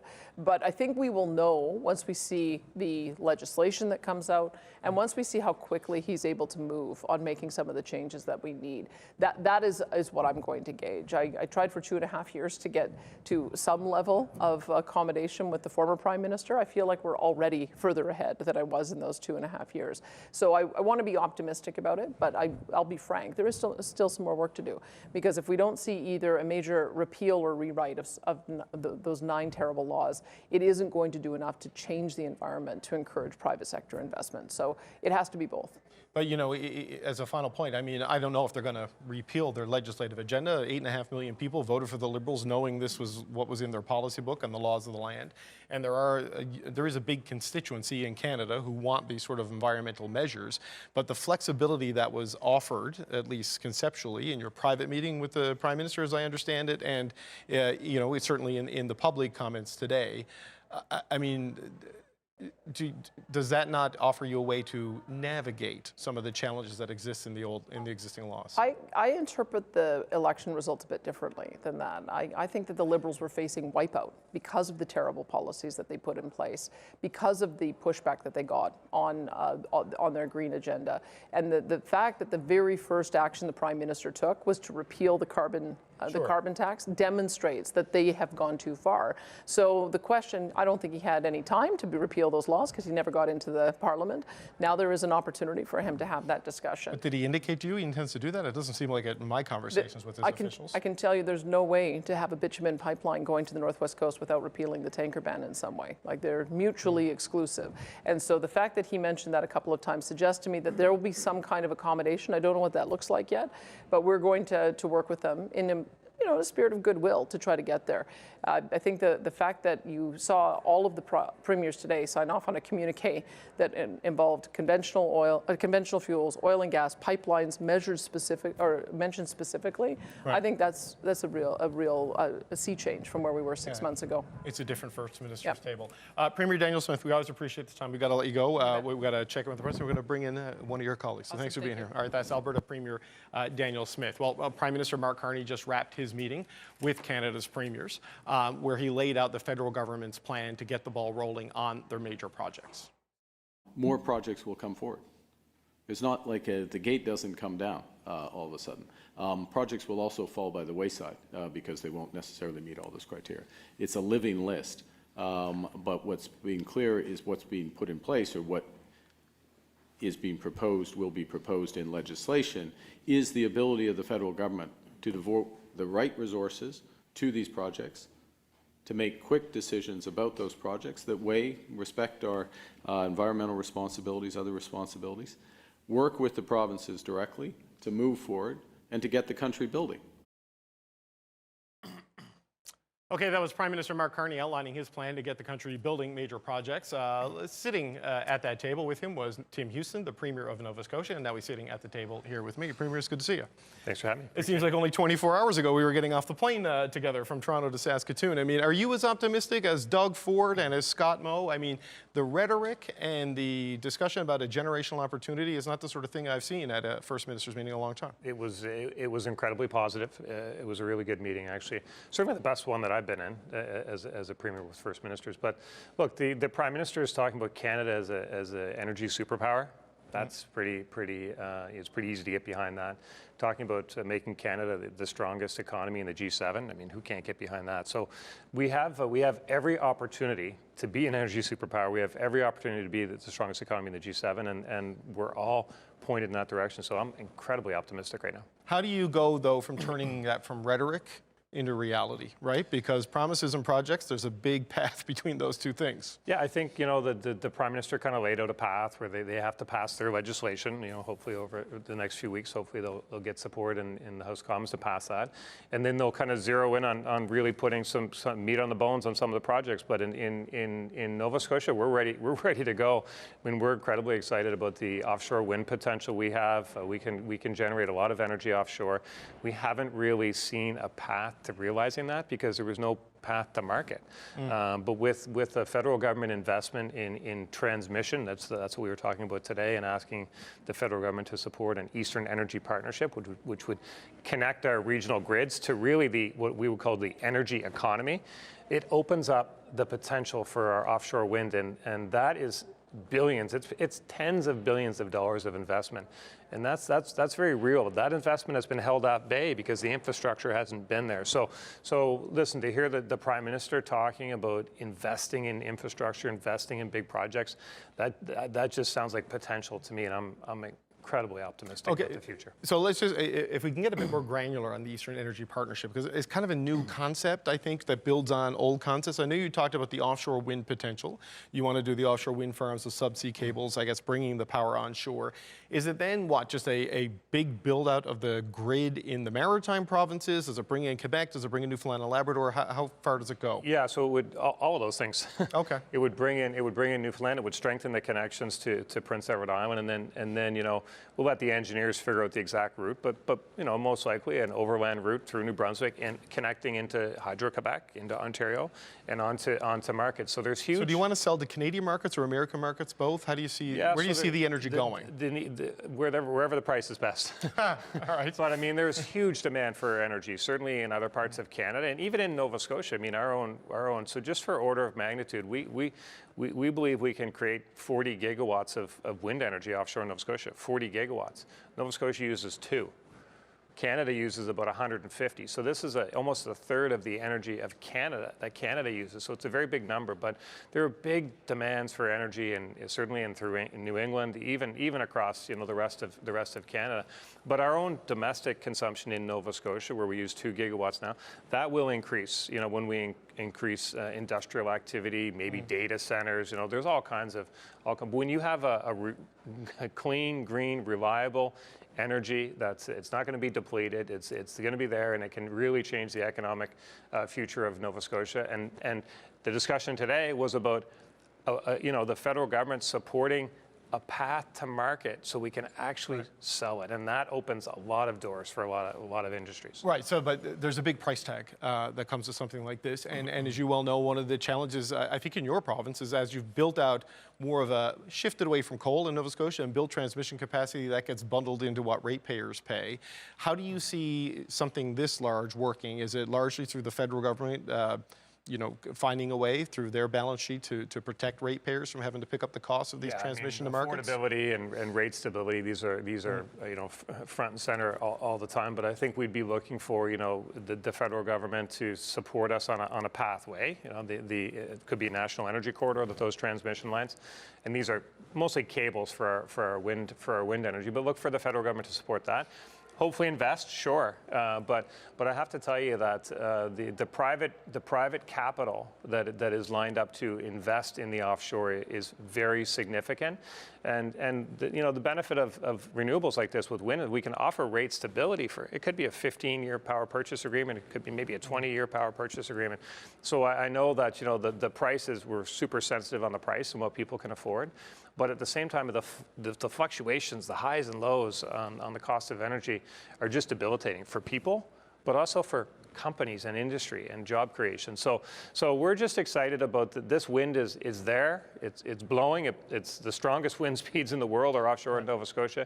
It blows a lot, and it's not been tapped. And now I'm seeing a little light at the end of the tunnel where we can tap that. So not to get too granular on it, but like wind power can be up and down, right? And not in price, but in reliability and consistency. Can that be the base load power for the sort of the industrial development you're talking about, or does it need to supplement something else? Well, I mean, look, it does blow a lot in the offshore. It blows 60% of the time. That's that's a really frequent. I think that's the most frequent in the world as well. But then, to your point, there's 40% when it's not. Right. So we have to be conscious of that. And I think that's where you can start to look at the hydro solutions where they're moving water up and down to use hydro as a battery. And this is the tie-in with Newfoundland, and Labrador, and Quebec. You start to use it as a natural battery, but there'll be batteries involved in the equation no matter what. But look, we're having a discussion. We couldn't have this discussion before, so that's why I'm so excited. And when you look at the cost of some sort of this thing, I mean, you've got the private capital, you say, lined up ready to go, presumably to build, the power generation. What would you look at in orders of magnitude from the federal government to sort of build out that transmission corridor, like in a round number? Because I guess it's just a conceptual stage. The whole transmission system, through Atlantic Canada and onto, Hydro-Quebec's grid or somewhere close to that, it's billions of dollars. It could be $8 billion. It's a significant investment, but the economic opportunity that investment unlocks it's really, really breathtaking. So everyone's encouraged today because nobody's been told no, right? Eventually, someone's going to get a yes and someone's going to get a no. How do you think the dynamic at the table might shift then? And what's your sense of the timeline for when you're going to know yes or no on some of these things? Yeah, so I think number one is like I think everyone's excited because we're the unity across the country now. What's good for one region is good for Canada, and I think more and more as Canadians we're recognizing that and embracing that. So, but I think there'll be some projects that fall off the wayside when there's more analysis done, or when you dig a little deeper and say it doesn't work. There'll be other ones that emerge that aren't even seen today. So there'll be a moving list, but I expect that the Prime Minister has said that over the summer we'll see some clarity on where they think the early successes and the early focus could be, and that's fine by me. Do you think everyone at the table there is prepared to accept no for an answer if they are one of the projects that falls off the wayside? I think every region has so much potential. I've only talked about one. I could talk about a number of other ones as well, right? So, and I think every premier is kind of in that situation because as a country, we have incredible opportunities. So I think everyone is adult enough to realize that not every opportunity is going to come to fruition, and if it's one that doesn't, then look at the next best one. So it'll be a moving target. But I have to say to sit there with all the first ministers and basically talk about the economy all day, that was pretty refreshing for me. So just as a final point, because I've got your neighbor Susan Holt standing by, we want to get the Premier of New Brunswick on to talk about her hopes and dreams coming out of today. What is the value of this today in the ability to get a project over the finish line? Is it the possibility of the federal government coming in with financial aid, or is it this single office that tells every proponent out there, if you hit these 5 thresholds we've put out, you will get a yes or no within 2 years? That's very powerful. That matters, right? That's very powerful. That's very powerful, but they're both powerful. Investment helps too, but the regulatory certainty is incredibly important because people just, companies, industry, capital, it's a big world. There's lots of places to deploy capital. So when we ask people to deploy capital to Canada to build projects, they need to know that the government is going to deal in good faith, essentially. That there's some regulatory certainty over how it will unfold. So I'm sensing that coming together, and that's a good day. And Canadians should feel excited that the First Ministers had the meeting they had today, and all came out as happy as they did. And do you think that 2-year horizon does the trick for industry? I think That's so. the time frame that works? I could point to projects even in Nova Scotia that are 17 years so far, right? So 2 years, I think, it gives you time to do proper consultations, to work with communities, to work with stakeholders, and have really meaningful engagement and frank feedback. I think that's plenty. Okay. Yeah. Tim Houston, Premier of Nova Scotia. Always appreciate the time, sir. It's good to see you. Thanks for being here. It. All right, before we bring in our next Premier, Susan Holt, have a listen to what the Prime Minister said today about an oil pipeline. Specifically within energy, opportunities, yes, for an oil pipeline to get to Tidewater. Now, within the broader context of national interest, the interest is in, as mentioned in the press release, decarbonized barrels. So working alongside forms of decarbonization for those barrels. That is absolutely in our interest. It provides diversification of trade partners. It provides the development of new industries. It provides economic activity across the west and into the north. So yes, there's real potential there. We took up a good deal of our time in discussions and potential to move forward on that. And if further developed, the federal government will look to advance.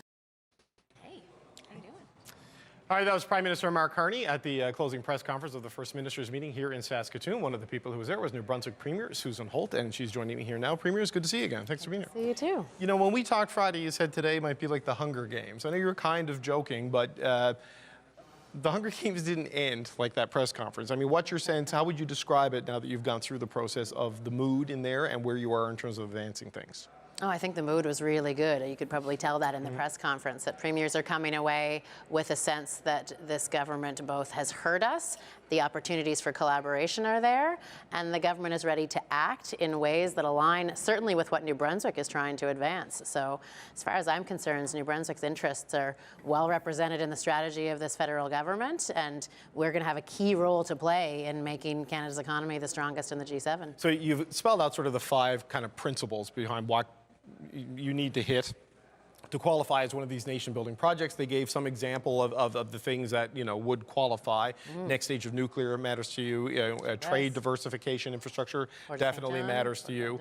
But the Eastern Energy Partnership, we're just talking to your neighbor, Tim Houston, about wind power and transmission build out, and what does that look like for New Brunswick if that project is one of the ones that goes ahead? Well, New Brunswick's in the center of that one because Nova Scotia is looking to get tied in to New Brunswick. PEI needs new cabling to New Brunswick. We're going to connect into Quebec and strengthen our ties to the U.S. and then Newfoundland's going to come in as well. So we're building the kind of resilient integrated grid that is going to help drive reliability and affordability for all Atlantic Canadians, and it's going to help us export power. So key with the Eastern Energy Partnership is there's 3 components to it. The first one's the transmission, so it's important that we get that right. The next piece is generation. So you heard Tim talk about the wind opportunity. Certainly New Brunswick's been successfully developing wind onshore for some time, and we have an opportunity for new nuclear that also pairs with the next stage nuclear opportunity the Prime Minister talked about.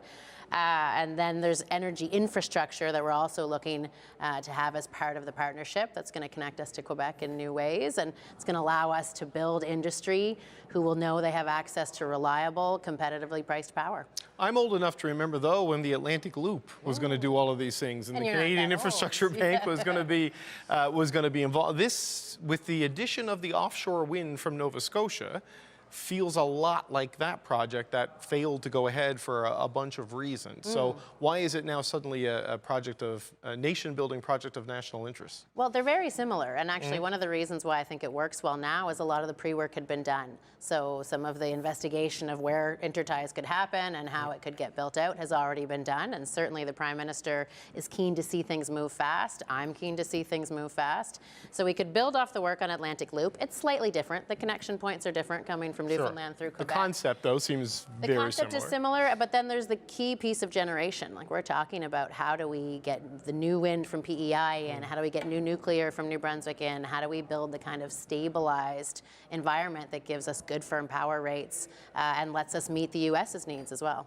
So the infrastructure for trade diversification, you talked about the Port of St. John, excuse me, old habits as a Newfoundlander. Always a Newfoundland. I know, but one of the most trade exposed cities in Canada. Canada, as we learned throughout the tariff. Like 92%, I think, of exports go to the U.S. Tangibly, what does something like that look like for the Port of St. John? Is it to increase shipping capacity to target Europe? Like, what are we talking about there in terms of what you would like to see for that city? Well, we were really excited to see the export diversification infrastructure in, because that's exactly where the project that we submitted for the Port of St. John and the St. John Trade Corridor fits. So it's Sims Corner. It's a new rail piece. It's a doubling of rail lines. It's supporting an area where there's erosion at Bayside. It's allowing the port to handle the growth that it's already experiencing, because the containers are coming in exponential numbers. We've now added wharf-side cold storage, which means that we're going to be able to take New Brunswick food to the world as fresh as possible.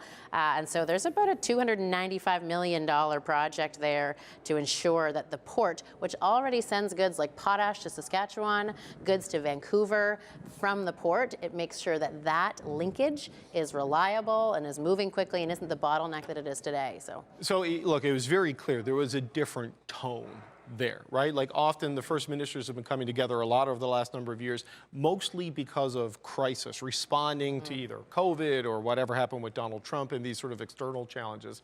That is the motivation to get together, but it's also to work together to find, building opportunities. How quickly do you think Canadians are actually going to see the change beyond sort of the vibe shift at a closing press conference and the good faith that seems to exist between the federal and provincial and territorial level right now? Well, in New Brunswick's case, I think they're going to see it really quickly, because we put forward the kind of projects in the nation's interests that are ready to go. So I talk about Sims Corner and the Port of St. John and how that's been mapped out. We're going to move on that right away, and that's going to be felt not only in St. John, it's going to be felt for their customers, for CPKC, for the people that we're sending goods to, and for folks all across New Brunswick. I think the key piece here is that we are still under quite a bit of threat. The Chinese tariffs are in place. We've got the president threatening to double tariffs on aluminum. In 2 days. In 2 days, right? So now we can't let our foot off the gas, right? Canada has to seize this opportunity to build and build quickly, and the premiers are united in that. And look, New Brunswick is made for this moment, because we have the trade infrastructure, we have the energy infrastructure, we have the critical minerals, we have the nuclear opportunity with the only approved site east of Ontario for new nuclear. And so we're ready to make sure that New Brunswick is playing a huge role in this new building of Canada. But so, there's the speed at which government normally moves, the speed at industry likes to move, and then there's the speed of expectations, and they're not necessarily in alignment, even if all the leadership is. So are we looking at seeing projects moving this calendar year, or moving through the approval this calendar year, like shovels in ground in the fall? Like, where are we on that? That's a good question, because the federal government tells us they're keen to get this legislation in right away so that they can use this major project office to move things along. Some of the things that we've put forward, like the Eastern Energy Partnership and our St. John Trade Corridor project, those don't need a lot of approvals by way of federal work. They really just need the partnership, some of the supporting dollars. A lot of alignment there. A lot of alignment. So those are ready to move, and I think could be moving before the end of this calendar year, absolutely. Some of the other projects that we've heard about need a bit more development, but in New Brunswick's case, we put forward the things that are going to move this year and next year so that we see the benefit right away. Same question I asked Tim Houston, in that everyone is happy and all together today because nobody got a no. And at some point, they're going to start getting no's. And what's your sense of this all being able to hold together to move with this propulsion and unity once winners and losers start emerging from the lists of projects that were submitted? Well, I think one of the things that happened really well around the table today is that we all agreed on some of these priorities. The need for these critical mineral pathways is something that they want to see in BC, they want to see in Manitoba, in Ontario, we in New Brunswick want to see it. People who are interested in export diversification infrastructure, that applies to multiple provinces. So like you say, everyone has a place to plug in. New Brunswick more than most, I think. We're walking away with 4 out of the 5 right up our alley. And so I think key will be the ability to deliver. The ability to deliver on the promise of today and to keep the team together. But it's a strong team, and we know that Canada benefits more when we continue to work in alignment. So I think the interest is there to do it. Expectations are like up here, though. Oh, yeah. They're above the Golden Dome. You know what I mean? In terms of what the Prime Minister has said with his words and promises, and what, you know, even though the specifics aren't here today, the message that's being sent is you're going to deliver on these things. It's going to. But I like a high bar. Right? A high bar makes you reach. It makes you, it maybe takes you further than you would have gone otherwise. So I like a high bar, and I think that we're all going to have to hold each other to account to get there, federal government included. But I'm both pragmatic on this, impatient, but feeling really confident in Canada's ability to distinguish ourselves globally in the face of this crisis with the U.S. and really build something that's going to benefit every Canadian. Right. Well, no pressure. You just have a whole country counting on you. Susan Holt, Premier of New Brunswick, always good to see you. Thanks for being here. Thanks, David.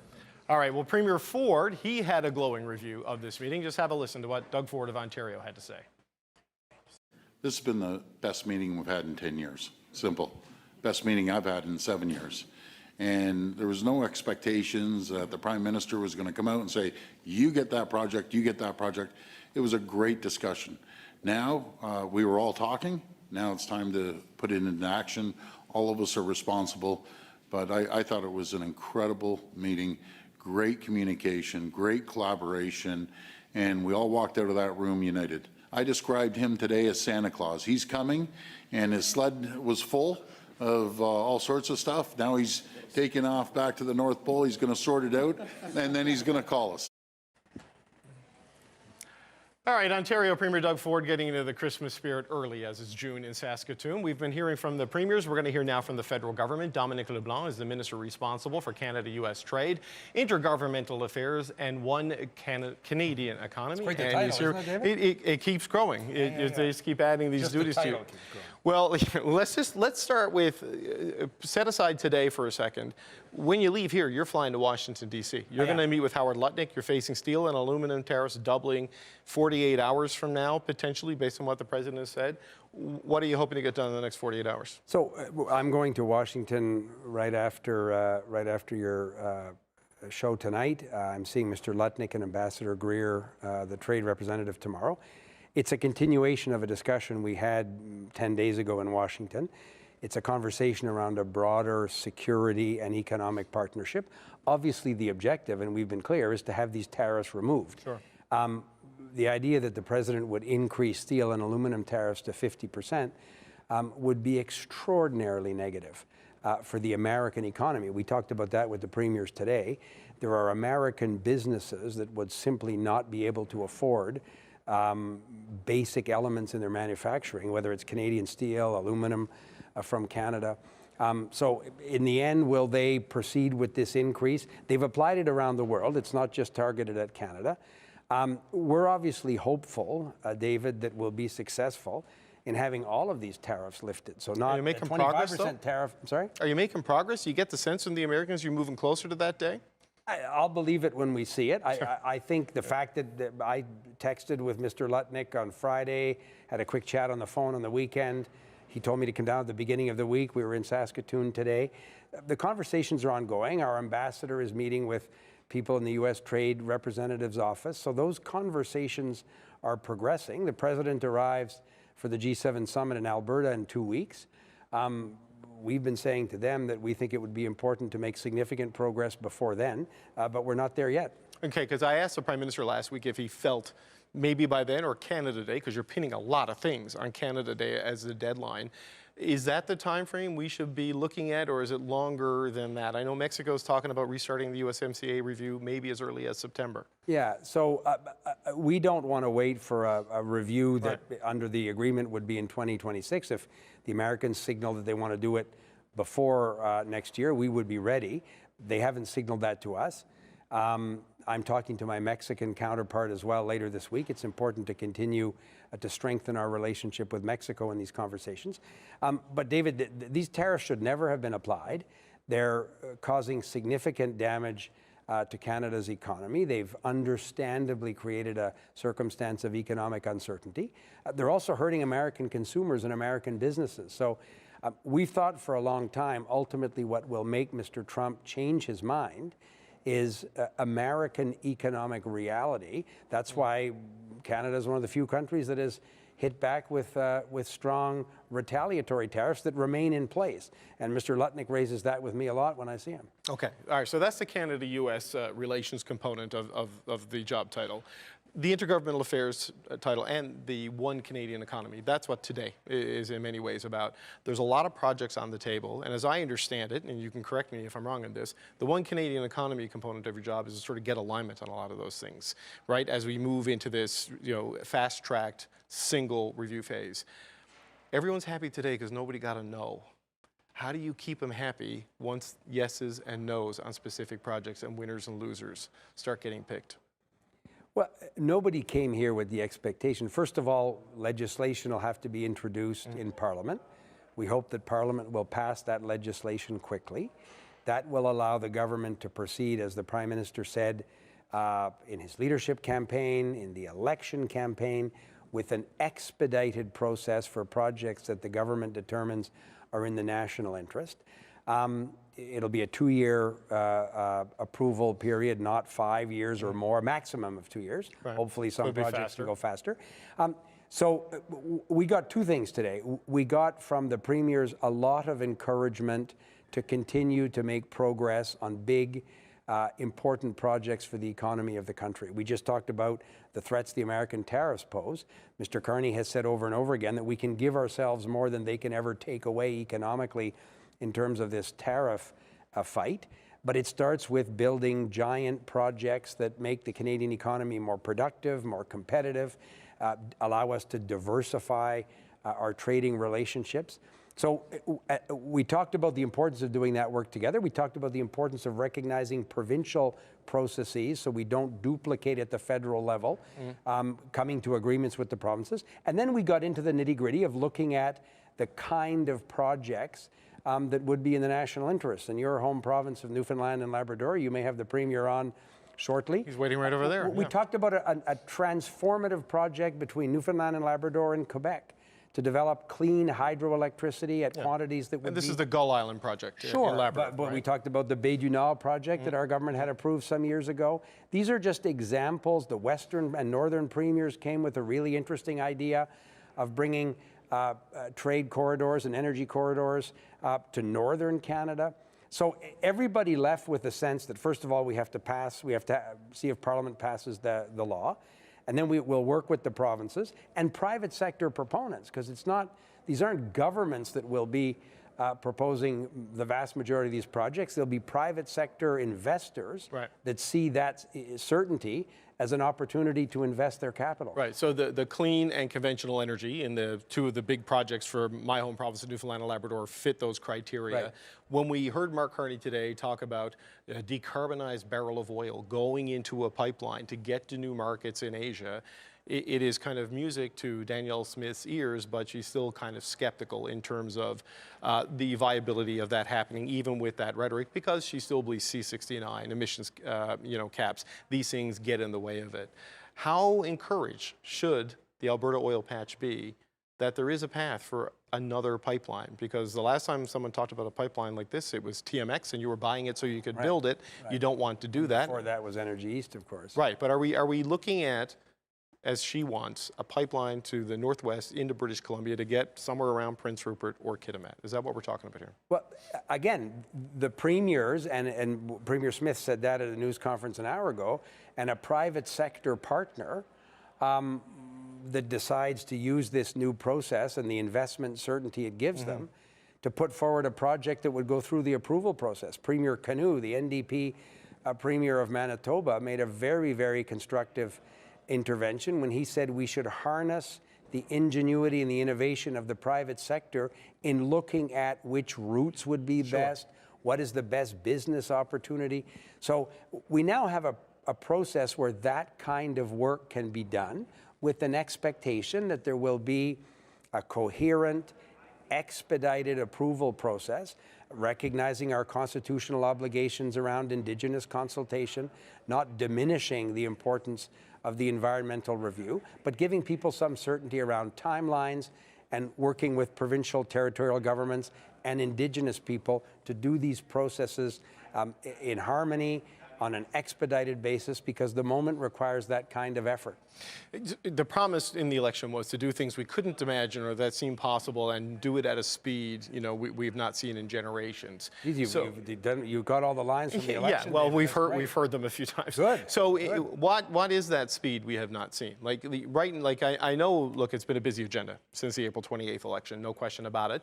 But this is criteria and concepts of projects. When does it move from promise to project, like where these are the ones that are going to go through this process? So, good question. The Premier's asked that question. We obviously don't want to prejudge the parliamentary process. The legislation hasn't even been introduced. But if all goes well in Parliament, if all goes well in Parliament, we would hope that the first tranche of projects, and we talked about them with premiers today, some are more ready than others, might be in a position to receive the designation as being in the national interest and start this expedited process as early as the end of the summer or this fall. Okay, so that quickly. The first tranche, sure. Yep. Some are more ready than others, but now people will have a sense that there's a willingness from all the first ministers to do this work, and we hope it incentivizes other people and other proponents to come forward. Okay.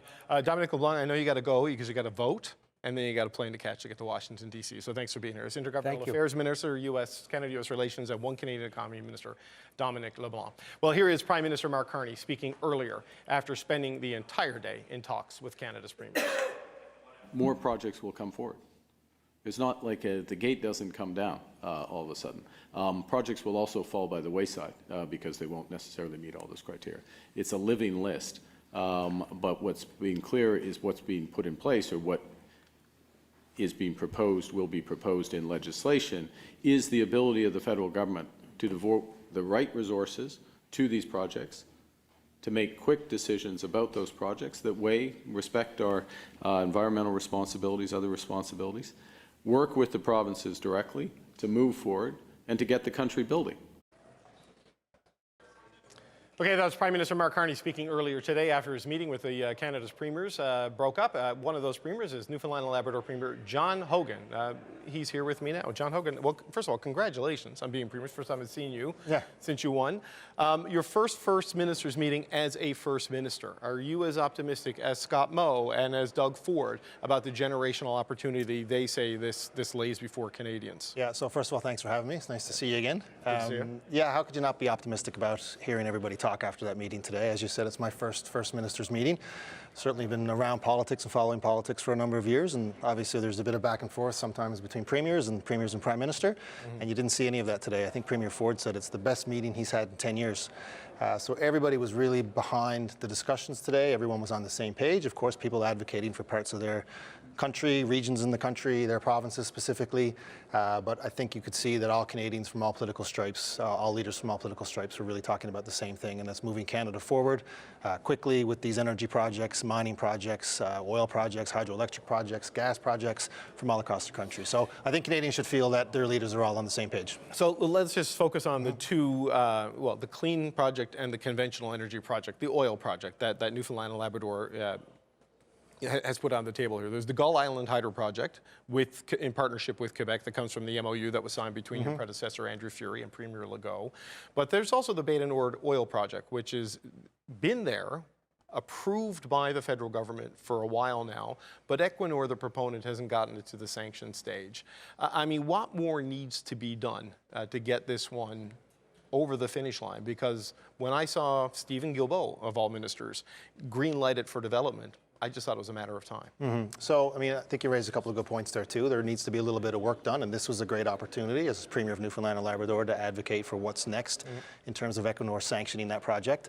Equinor is working very hard to really look at what they need to make that final decision. One thing that Energy NL has raised with me, and I raised today on behalf of their groups and on behalf of Equinor, is to look at things like bringing back the Atlantic Investment Tax Credit for oil and gas companies. That would certainly help close the gap in terms of the expenses. Help them write off like their exploration installation expenses? Absolutely. I'll development just sort of, expenses? it would save them money in the long road over the course of a 30-year project. It would mean a lot. I think it would help Equinor move closer to a sanctioned decision. And another thing to take out of this today, when we talked about projects, a lot of conceptual ideas, a lot of projects that were proposed without proponents. I mean, we have 2 projects right now, the 2 that are important to us and that you raised, and that Mr. LeBlanc raised as well. Equinor is ready to go. They are the proponent. We know what that project is. So if the federal government can help them and help us move that project forward with the proponent that's already ready to build, obviously that's quicker than one that has to come from concept to that stage. And of course, as you mentioned, we have proponents for the Upper Churchill and the Lower Churchill deal as well with Gull Island. We have NL Hydro and we have Hydro-Quebec ready to go. So we feel that we're ahead of the game in terms of these nation-building projects. I think they're both nation-building projects. They fit the criteria that Mark Carney has spoken about. And it's such a benefit for Newfoundland and Labrador to be a little bit ahead of the game in terms of those nation-building projects. Right, and for people watching at home that don't know what Bay du Nord is, an offshore oil field similar to Hibernia, that kind of a development, but a much deeper water. And this is one of the challenges, like twice as far out and much offshore, deeper water. $16 billion of oil over 30 years, lots of jobs. But when we talk about nation-building project, of course it's important for Newfoundlanders and Labradorians. You know how important the oil industry has been since the 80s for us. But it'll help the whole nation. I mean, we'll talk about 14,000 jobs outside of our province, $100 billion to the GDP outside of the province. Right. So it's not just Newfoundlanders and Labradorians that will benefit from this, it's the entire country. So let's just go to Labrador and let's look at the Gull Island project, right? So right now there's 2 developments on the Churchill River. There's the original Churchill Falls project, there's the Muskrat Falls project, and then there is the potential of Gull Island. This was included in the Memorandum of Understanding that Newfoundland and Labrador signed with Quebec. So there were proponents and a willingness to go ahead. So what's the role for the federal government now if it was already ready to move? Don't forget, there is the construction of the new project at Gull Island. There'll be upgrades at Churchill Falls as well, the already existing dams. So huge projects, an additional 4,000 megawatts to the grid. So what can the federal government do? I mean, that's what we're here to talk about. I mean, is there regulatory mechanisms that they can lift to make this project move faster when we do get to final agreements on it? Is there financing for transmission assets? I know Premier Houston spoke a lot about transmission in Atlantic Canada, and specifically related to things like offshore wind for Nova Scotia, but it could be onshore wind for Newfoundland and Labrador. And if there's any aspect of that we can tap into as well in terms of other transmission assets, other corridors, that's great. But we don't take our eyes off the ball that the MOU does stand by itself. But is it for the federal government to buy in and participate? Is it for the federal government to allow you to borrow at their interest rate, to reduce financing costs, like all of these things? You heard, all the premiers today talked about this is a great starting point, and now it's time for the Prime Minister to go back to Ottawa and do some work, and we're happy to work with him on that. What's your sense of how quickly all of this starts to move, right? Because there was a lot of goodwill there today. Even Daniel Smith, who has been deeply frustrated, was encouraged, and Scott Moe almost matched Doug Ford in his praise for where Mark Carney wants to go. You've got an election this year, so time frame really matters for you as a new premier. What's your sense of how quickly this is going to move, and in particular on the 2 big projects? So I think you've seen Prime Minister Carney move pretty fast already. Yes, I have. Yeah. Right? I mean, this is a great starting point for all these projects across the country and all the provinces. So you just have to look at what he's done so far and take that as what he can do going forward. Certainly, it's important in Newfoundland and Labrador to continue to move these projects forward, and the faster the better. All the premiers are certainly willing to give him the benefit of the doubt right now that he'll do that. Yeah, look, and I'm not trying to minimize what he has done in the time he has had, but commitments, processes, meetings, that's not sanctioned finance development, project and jobs and things really starting to move. Those things take a longer period of time. So, well, that's why I said, so we're fortunate that we have these concepts already go. They're on paper. We know what the projects are. We know who the proponents are. So we're fortunate in that sense. And if the federal government can step up and do anything to move it faster, that's great, but we feel that they can move ahead in and of themselves anyway. Do you reasonably, though, expect answers on these things like this summer, by this fall? The premiers pushed Prime Minister Carney in the room after we all sort of had our discussions about the priorities, specific projects for provinces and for regions, about when he can get back to us on how this is going to work and when the actual decisions will be made. And I think the premiers are expecting speed. Speed, like by Labor Day, do you want an answer? Do you expect an answer? The sooner the better. Look, we all know it takes a little bit of time for them to do their work in Ottawa. Right. So we'll give them a little bit of breathing room, but I think the premiers are anxious to continue those discussions sooner rather than later. Right. I know you're new to the First Minister's chair and to the First Minister's meetings, but you have been in the cabinet, under former Premier Fury for quite some time. What is your sense, just as a final point, Premier Hogan, of the mood in there, right? The sense of purpose, because winners and losers haven't been picked yet. No one's been disappointed yet. It's just all potential and hope. I mean, how long do you see that potentially lasting? So all I can tell you is from the meeting that I had today and yesterday as well, and conversations over the weekend with my Atlantic colleagues, is that there's a lot of goodwill and everybody's on the same page right now, and I anticipate that that will continue. It's not about, I only want to get my project and that's it. I mean, people recognize that what's important to Western Canada, it's important to Western Canada for a reason, and we all support what they want in their asks. And, similarly, they look at us and support what's important for us in Atlantic Canada and Quebec and Ontario as well. Everybody is supportive of each other's projects and where they are in their economic situations. Right. It's not about pitting one province or one region against the other. Right, and well, in a case like, because of the nature of the workforce back home, you got people who could go work on those projects in Western Canada and come back, as we've seen throughout. Sooner or ours get off the ground, the people will be working in Newfoundland and Labrador, so it's great. All right, John Hogan, Premier of Newfoundland and Labrador. Good to see you, man. Yeah, you too. Thanks for popping in. Thanks, we man. appreciate it. Yeah. All right, we're going to wrap up our coverage today with our daily power rankings. They've been following the ministers' meeting here in Saskatoon. With me now is Carleen Bryan, a former Chief of Staff to Liberal Cabinet Ministers. Amanda Galbraith is a former advisor to Prime Minister Stephen Harper. And as John Hogan moves out, the Premier, we're going to bring in Rob Benzie, the Queen's Park Bureau Chief for the Toronto Star, who's rushing in here with a speed and alacrity unimagined in generations, to sort of paraphrase the Prime Minister. So Amanda, while Benzie's getting hooked up, let's start with you. I mean, what's your sense of what we saw today? A happier first ministers meeting than we've seen in a long time. What do you make of the energy and the momentum here? I mean, they were crawling all over themselves to get to you to tell them how great of a day it's been, which first of all, it's good for the country, right? I think we're all optimistic in how the premiers are speaking, how the Prime Minister is speaking about the importance of these projects. But you've pointed out repeatedly, David, is what didn't come out of the meeting today was that famous list of these are the GO projects or the priority projects, right? And we know, as Premier Ford said, maybe the Prime Minister's like Santa Claus, but Santa Claus is going to have to disappoint some of those premiers. And what does that look like on the other side of this? So I think it'll be interesting once the rubber hits the road on what projects are or are not priorities. How do the premiers get along then?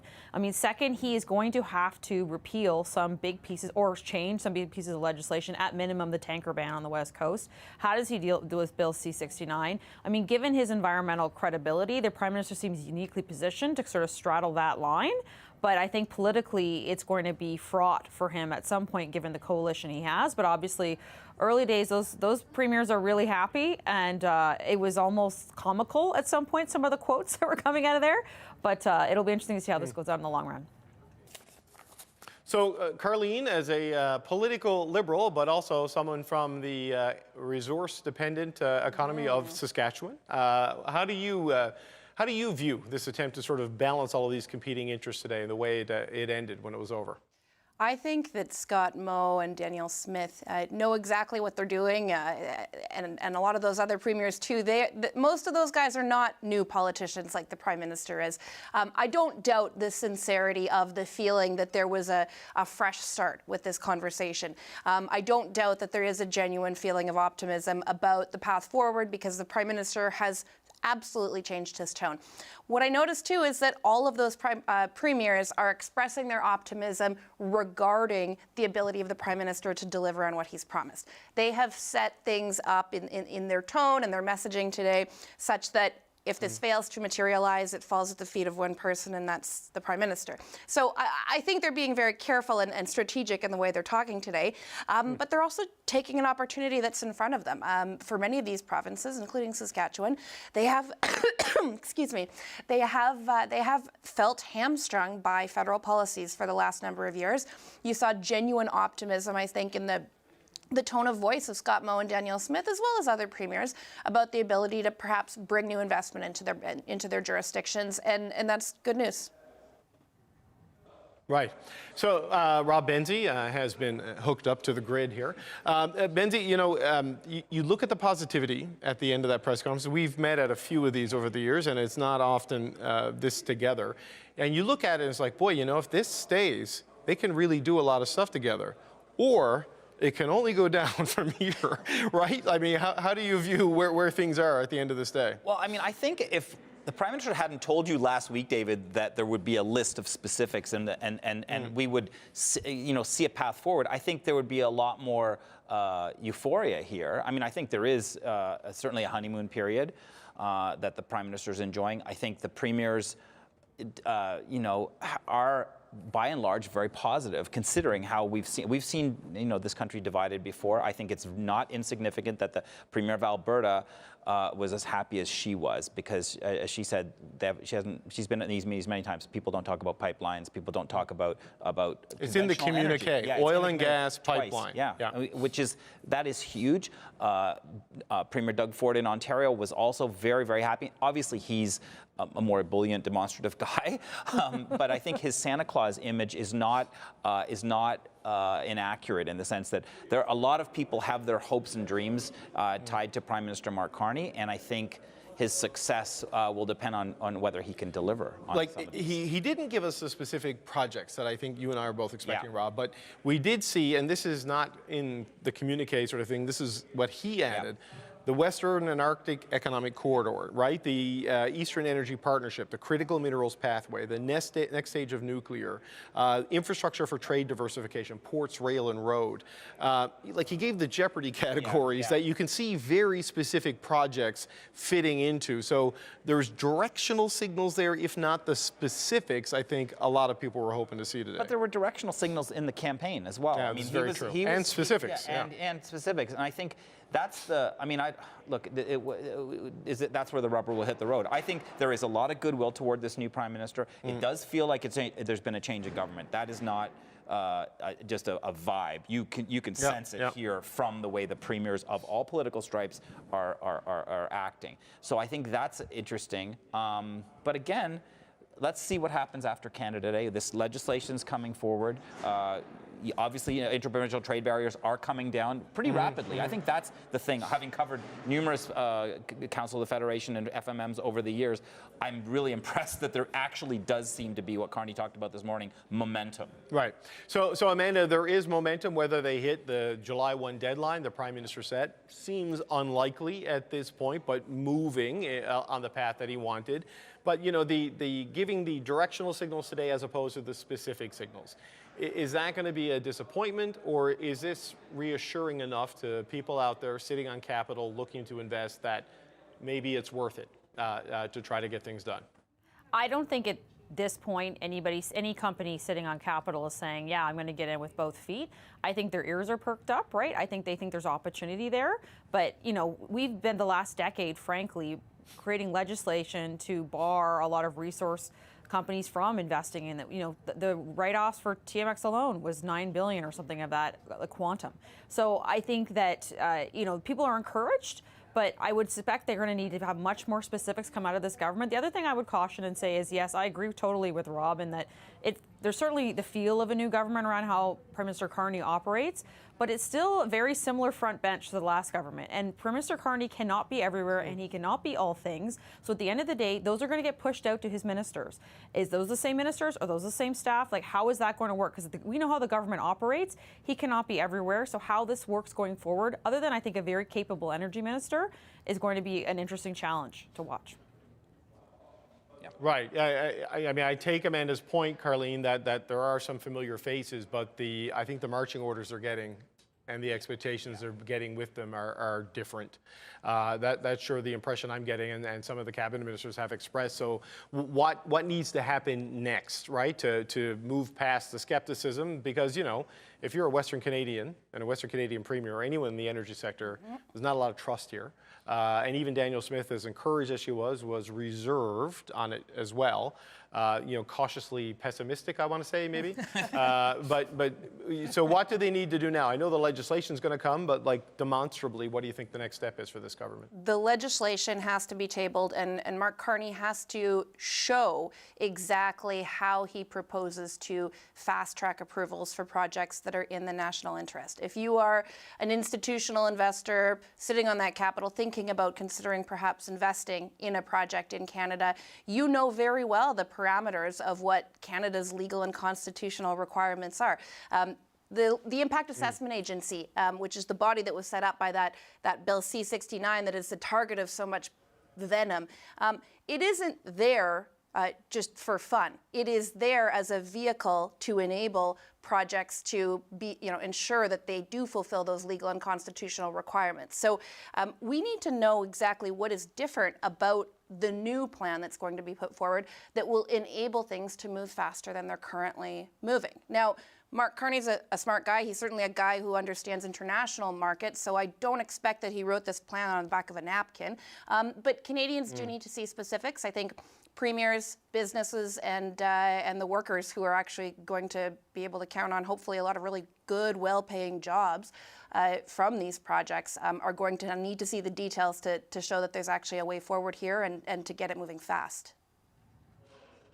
You know, what I find interesting, Rob, like even before here, going out to Calgary, right? And Tim Hodgson, the new energy minister, went out there and gave a speech that was really well received by that economic sector. He wants to meet directly with the CEOs, which I find interesting, right? Like it's not about a consultation with stakeholder groups. It's the people who sit, and go to the board and say, I want to invest this capital on this project, a bit like he's doing with the premiers, the CEOs of the provinces. What do you make of that approach? That is not something we've seen a lot of from the Liberal government for the past 8 or 9 years. No, I mean, Doug Ford's folks were saying to us they can't remember someone so fixated on business and the economy in that chair. It is a different. Danielle Smith spoke about the tone. It's also a different tenor of government. It's just. I think that Mr. Carney will be a lot more. I think it's going to be a lot harder on his ministers, frankly. I think the ministers who mess up are not going to be around long. I think he's going to be like the CEO, and if the VP of sales is not doing a great job, boom, the VP of sales is gone. If the VP of marketing, if the VP of operations, if those things are all important. I know government is not a business, but I think there really is because Canada has this existential threat from Donald Trump, there is a moment here that this country can kind of come together in a way that really hasn't done even in our lifetime, David. Like you'd have to go back almost to the 1960s, that sort of a go-go type of time when there was a feeling of optimism in the country that I think I've been at a lot of these meetings. I haven't seen that much love in a room in a long time. Like this is a different vibe, and and I think it's not that everyone is suddenly a federal liberal. I don't think that's it at all. I think there is, though, in Mr. Carney, someone who has achieved things in other walks of life, at the Bank of Canada, Bank of England. That's impressive to these folks. Yeah, so, Amanda, it's always dangerous to talk about vibes, right? Christopher Freeland got in trouble for talking about a vibe session. Now this is like vibe investment. I don't know what the word would be. But, with a prime minister who is intent on meeting with CEOs and trying to get them on board with the plans and then sort of doing this, to go back to your point about the familiar faces in the front bench, what do you want to see here to sort of push through the skepticism that you raised there about whether the old team can truly deliver the new agenda? I think, the proof will be in the pudding over the next few weeks. It's what Carly mentioned, what's in the legislation. What is that path forward? I find it deeply encouraging that the Prime Minister is meeting with CEOs. I think that's absolutely the smart thing to do as opposed to just associations and stakeholders, which was spent way too much time with the previous government, right? I think that is absolutely the right thing to do. Are they going to be serious? Are they going to repeal the tanker legislation or push that forward?